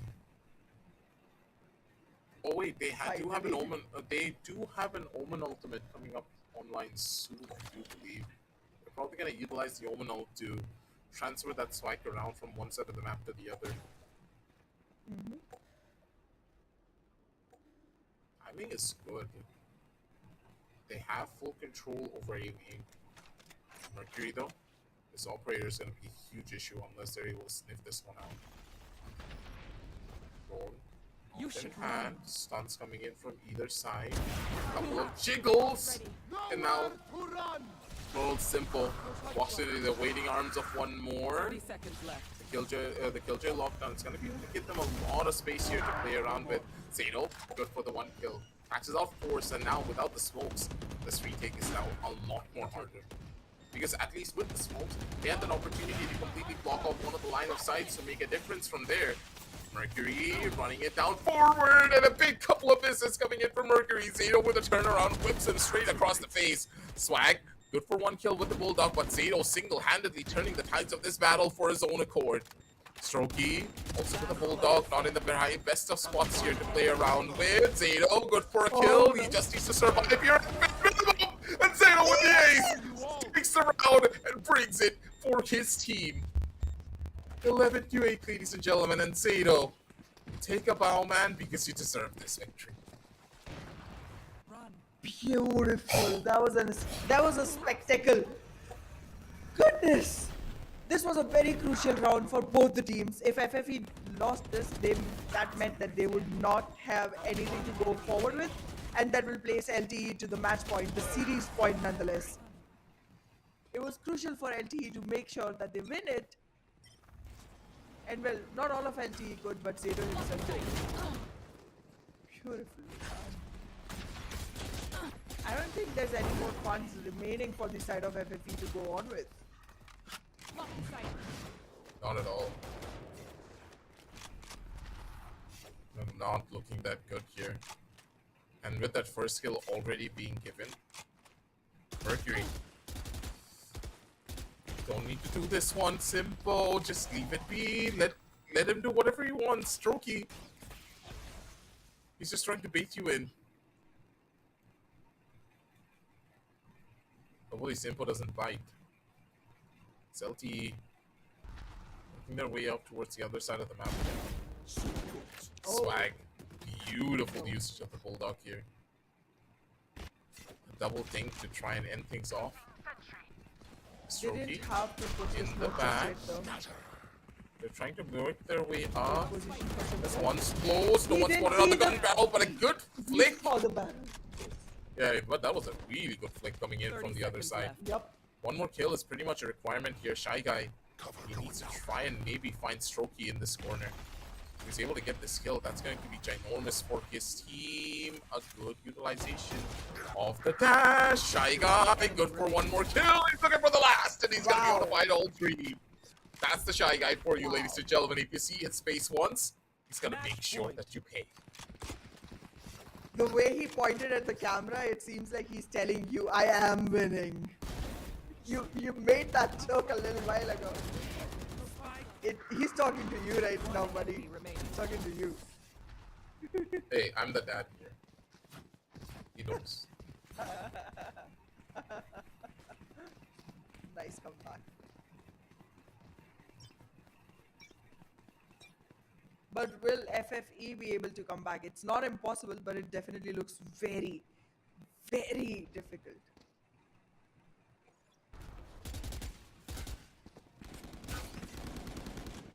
Nowhere to run! The amount of momentum that they have is just what's really scaring me. Black comes in for another big and huge save, but up Wow. against Force. A double peek just does not phase him. Still alive and kicking, and he wants even more. Black coming in to maybe do a bit more for his team at the bare minimum, but that's not going to be a possibility. Swag over on the opposite side. The flash is perfect. Black's going to be able to find one more good kill. And with a slow walk up, a flash to make the perfection happen. One on the left and one on the right. He does find the kill. He's expecting it. He knows exactly where Force is. The angle's his, but Force just has the better reaction time to make it work. 12-9, ladies and gentlemen. This is where the fun really begins. Fighting tooth and nail till the last hair. None of these teams are willing to give up at all whatsoever. They know they have the safety net of lower brackets, but still, the amount of effort they're putting in every single round, Stay safe. fantastic. Take flight.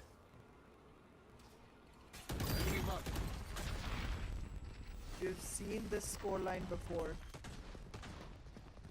It did not end well for the side of FFE, but it did give them an opportunity on the overtime. This game is way too close for comfort. A lot of these rounds are coming down to just one mistake being made by the teams that causes them to break. Look at Mercury's positioning all the way in towards the side of wine. This is a very common angle that is being checked quite often by the players.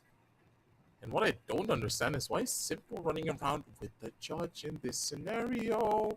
Are they expecting it? They need to clear this one out. Unless Mercury is cleared out, I do not like the odds of this one happening or working out in their favor. Oh, Mercury, goodness. 3 kills for him. And good God, now this man's my up for an God. ace of his own. Knows the exact position of the last player, and they want to give this ace off as quickly as they possibly can. Tightrope in towards the back. 30 seconds They're left. expecting this play to happen, but Strokey, he's not gonna risk anything. 12-10. As Mercury single-handedly brings back this round, and the possibility of an overtime is now looming above us one more time. Off your feet! It is. I mean, as you mentioned, this is gonna be a replication of the first map altogether, Enemy remaining. and it is turning out to be. Almost ace yet again for the side of Mercury. He did have an almost ace in the first map as well. However, A couple more rounds that FFE has to push to be able to walk into the overtime, to be able to have yet another shot at winning this off. What? Enemy kill. My ult's ready. Okay. I thought Mercury was gonna just regret missing those shots, but he did make one frag after all. Good for him. Quite some damage dealt onto Simpo as well. So Placing swarm grenade. Swarm grenade out. Tightrope does have information onto one of the players at the bare minimum. Swings out, doesn't really find much there. 9. Scanning So ahead. we want to take him out instead. Weaker weapons is one thing, but this is slowly starting to add up here. Knight.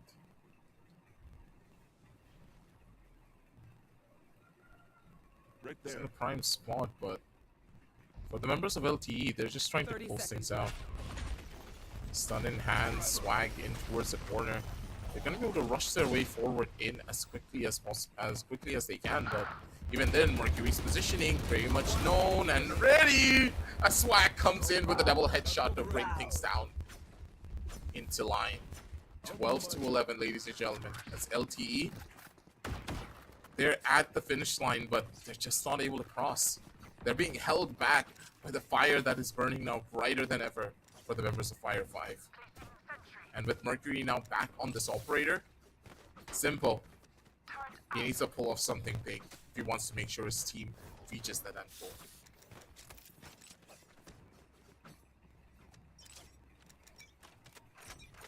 well, one last round to decide the fate of whether it is going straight to LTE or if FFE is gonna have a shot at this. Mercury already prepared with the operator and the blade storm.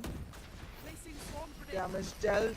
Tightrope still trying to make sure that he's able to capitalize. Swarm grenade. Close to getting the lockdown online. If he does get it, that's gonna be something that can actually change the way the story is being written so far. One single orb remaining for Tightrope to get his ultimate.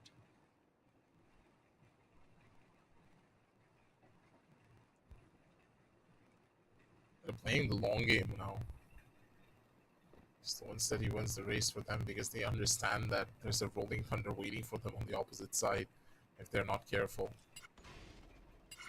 One wrong move and their entire team will be sent flying across the sky. A Killjoy lockdown will give them a little bit of breathing room to play around with, but even then, this is Strokey's site. And personally, I do not like the placement of this Killjoy 30 lockdown. seconds left. Yes, it gives you a bit more space over onto one portion of the map, but the fact that Heaven is not under full control is what's really bugging me the most. Found them. Killed my bot.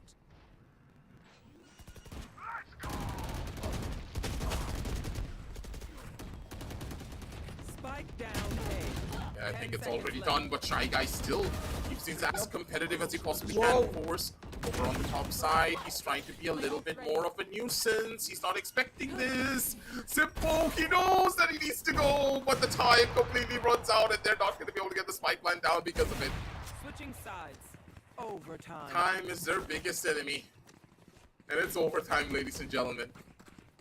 We expected this to be the case, considering how good Fire5 have been playing as soon as the round swap came in.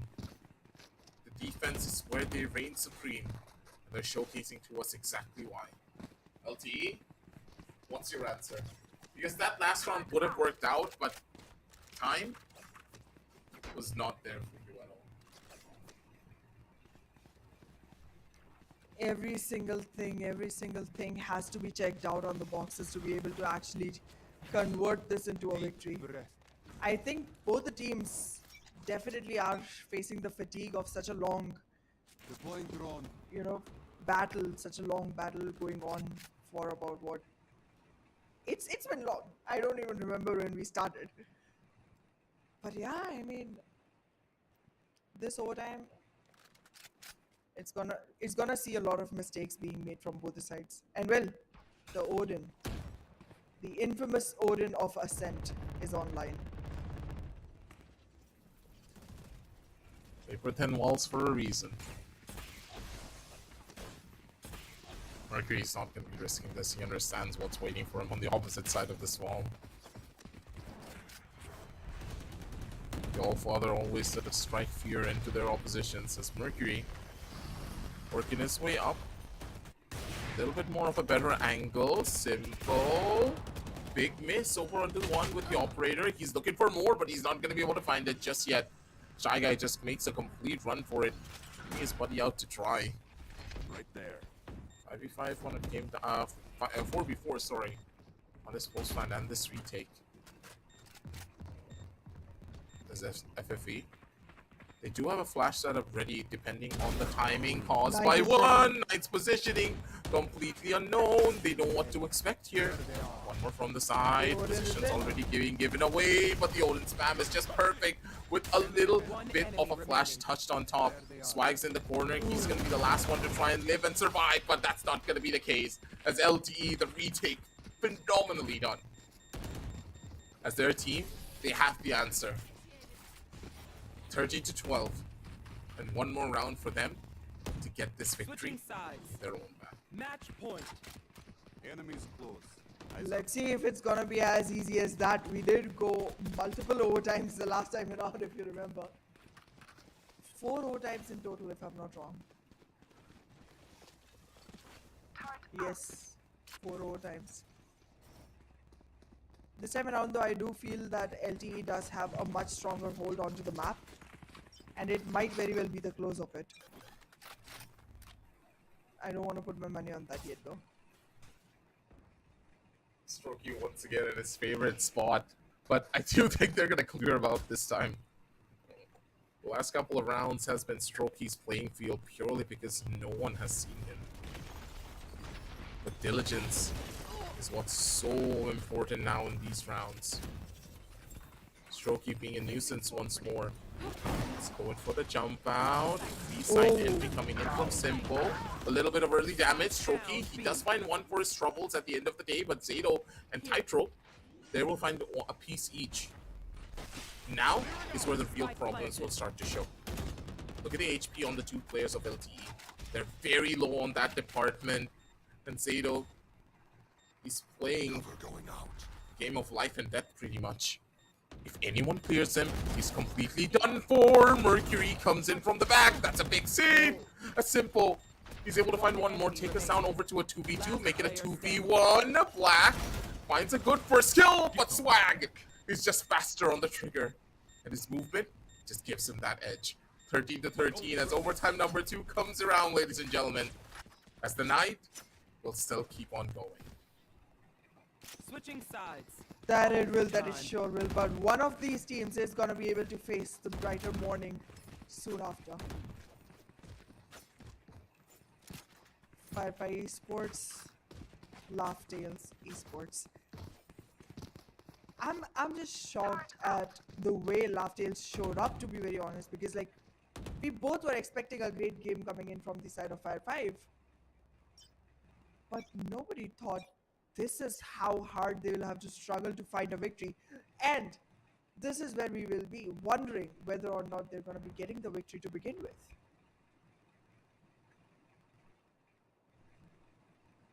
Here. Careful.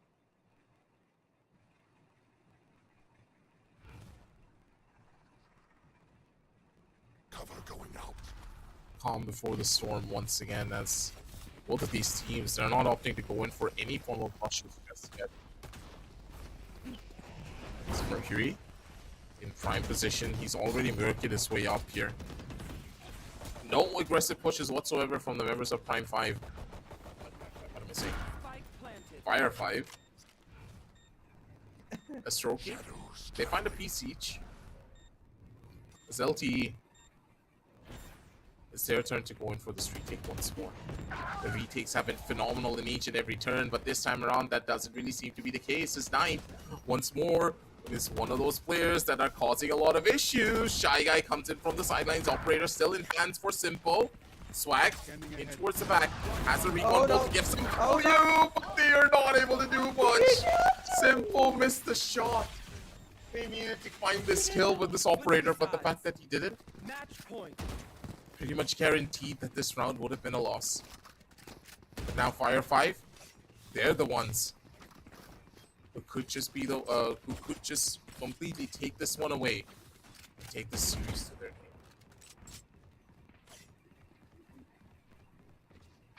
This is the opportunity Fire5 have been waiting for. And this time around, they would want to not repeat any of the mistakes that they made on the map of Lotus. They need to be cautious.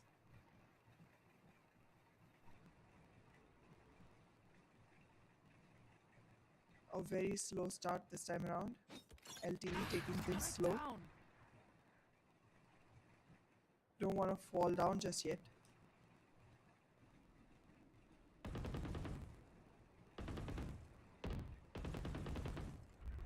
Right here. Cover going out. The fact that we're still keeping up with this is another factor entirely. The teams Yeah. settling in very slowly, that the squads are gonna start feeling that fatigue now. Oh, They're gonna make a lot more mistakes, just like Simpo did here in this instance. He's not able to make his way in towards the back end of the side. Swag over towards the back corner. They do find the first initial kill. They're holding down the lines here beautifully. No one's opting to go in for the swing just yet. They're not able to find the frags, but Wow. it's gonna be a frag fiesta coming in from the members of LTE. Laugh Tails. That was such a They sweet leave it all 4 up to kills Mercury. consecutively. Yep. Yeah. You wouldn't even And expect that too with that. an operator. Exactly. True. I mean, that was unimaginable. But yeah, with the operator, I don't think there's much that can be done from the side of Mercury either. The alarm bot has given up their position as well. Overtime and number the 3. Shy guy. Switching sides. Overtime. We had four overtimes in total in the first map. Do you think we're gonna go beyond that in this one? Considering its ascent, counts. We might. Yeah. Thanks.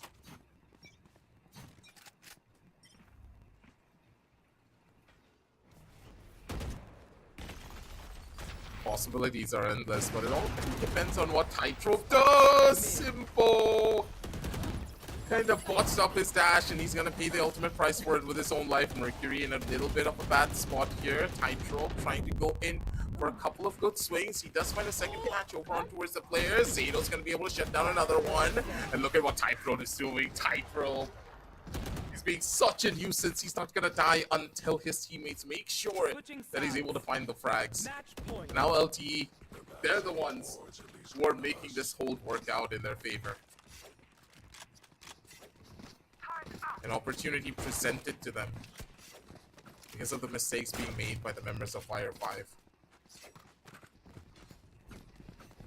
And with overtime number 3 slowly but surely coming to a close, who will be the one to take the victory? Overtime number 4? Or a map close and a map win for the members of LTE? Oh, yo! Well, we'll find out. Whoa! That was quite an entry. Wasn't as rewarding as it wanted to be, but it was quite an entry nonetheless. There are constantly yes. frags coming in from both the sides, but this time around it does seem like FFE do have a numbers advantage. However, not much HP on the breach.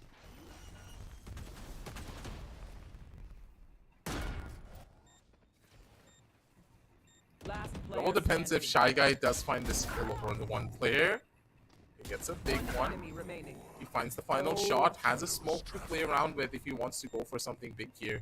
But Shy Guy, don't risk anything here, buddy.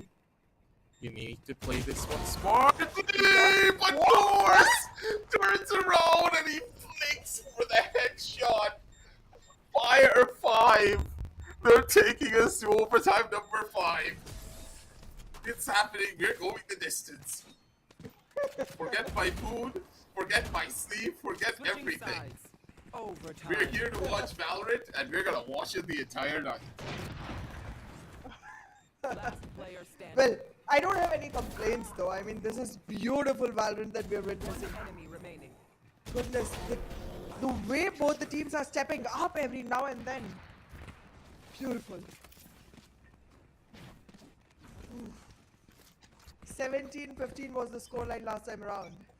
Is this gonna be the last overtime we see? And if that, which team is gonna be the one with the 17 this time around? An explosive start from the side of Fire5 already. Look at Simple. He has an operator, not the weapon for the close range. He actually knows gets the the player kill? out. What? This is unimaginable. Well, a lot of things today have been. Spike planted. A post plant on a 2v2. Do you want Simpo to change his weapon? Right there. That would be the much more better option. Yeah, he does get a little bit more of a stronger weapon to play around with. Right Couple there. of good smokes, I would say, but at the same time, not really favorable ones. Considering how much cover the attackers now have to just One hold down enemy on the back remaining. end of the side. Shy Guy is going to be good for one more kill. Stun comes out from the opposite end, and Swag just spray transfers his way to victory. What is happening? How are the members of Fire5 doing this? No idea. No idea, aggressive. They're just taking everyone by surprise. And look at that. The moment things start getting tough, Simpo comes in with the operator. And the problem is, he's actually really good at it. You cannot really complain. Did he swap? Did he swap? I think he swapped. It's a good chance. The operators have not really been helping out as much. Simpo's incredible performances early on has now been put to a Placing swamp complete grenade. halt. Bomb grenade out.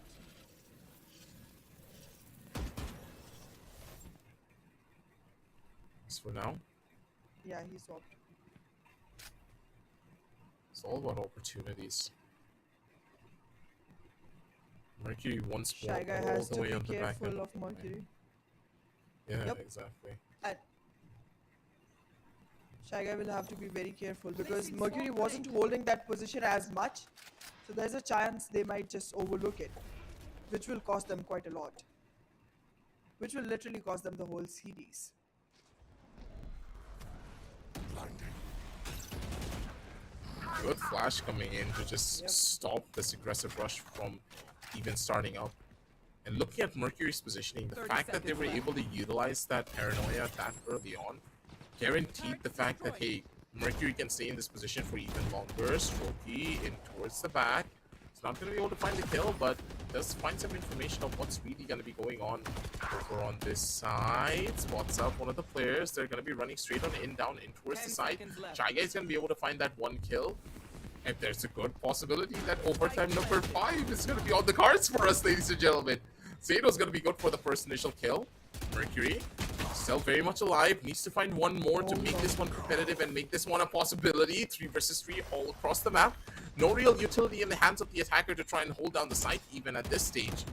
It's all up to their guns as Black looking to be a nuisance here for the opposite end. Now Black single-handedly could just be the one to take away this game, but instead it's going to be Fire5 and Mercury with the Blade Storm to close things out. A beautiful symphony sung by his blades Defenders win.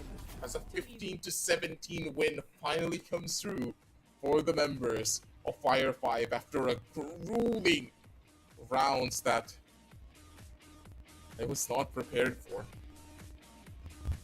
True that. We started at 17-15 and we're ending at 17-15 as well. However, LTE, after all that effort, do not find themselves in the upper bracket. And Fire5's Esports are going to be the one who keep the heat for this particular match. It's going to be quite a lot of fun watching these teams play again, man. I am just waiting for the next time to face each other.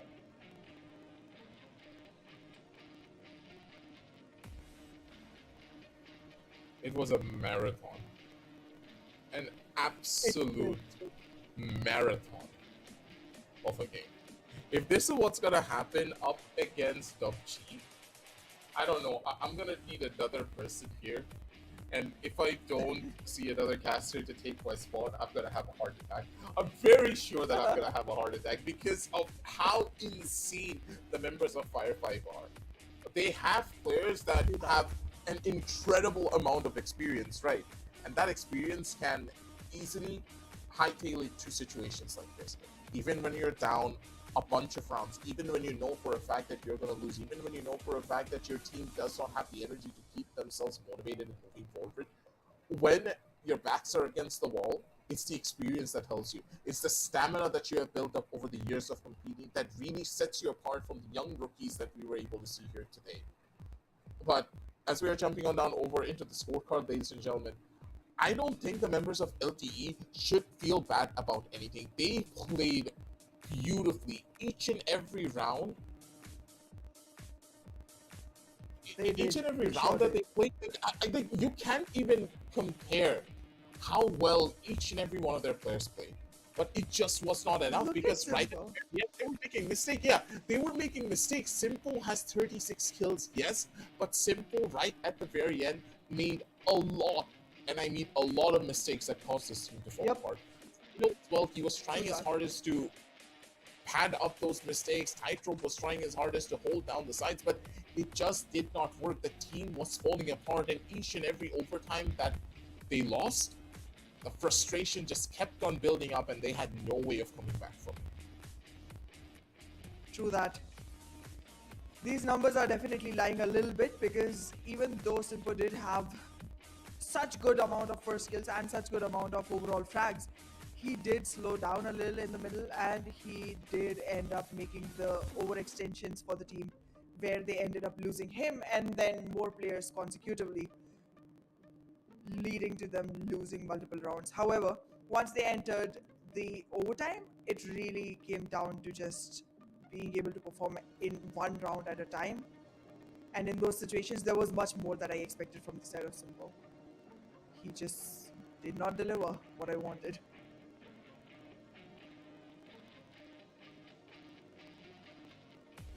You would expect something to be different here for this particular matchup. But honestly speaking, both of these teams, they played their hearts out. Match MVP is going to be showcased in front of your screen, ladies and gentlemen. It's going to be none other than Simple. The man's got a mugshot ready for everyone, and he's staring into our souls for this one. 36 kills, 22 deaths, and a 19% headshot percentage, and that is completely like, think about it. The man's been playing with an operator most of the game, and he has 9 first kills. Yep. It's insane. It is. And well, let's take a look at the MVP of the whole series as well. I think it's gonna be a completely known story. 78 kills. Okay. Yeah, he played well. Yeah, that's digestible. Pretty digestible, yeah. An everyday thing. We see that happening. That's not new. You could have gotten even more when you think about it, right? But True. the mistakes and of course the fatigue just started to pile up till the very end. It's a rough call, but for Simple, he tried his hardest, and I'm pretty sure that this passion that he has is going to burn even brighter when he's trying to make his way through that lower bracket room. Exactly. The more experience he keeps on getting, the better this is going to become for him. And I see much bright future for this player. Actually, the whole team of LTE, by the way, did pretty well. I mean, there were times where you saw Black actually go ahead and step up for the team, being in the clutch situation. You saw Zato being completely amazing whenever he was taking care of making sure that he had all the information to provide to the team and also taking the frags out. So can be said for Shy Guy. He showed up quite a lot of times as well. I mean, the whole team was out there and they're all marvelous players. It's just that today was a long day.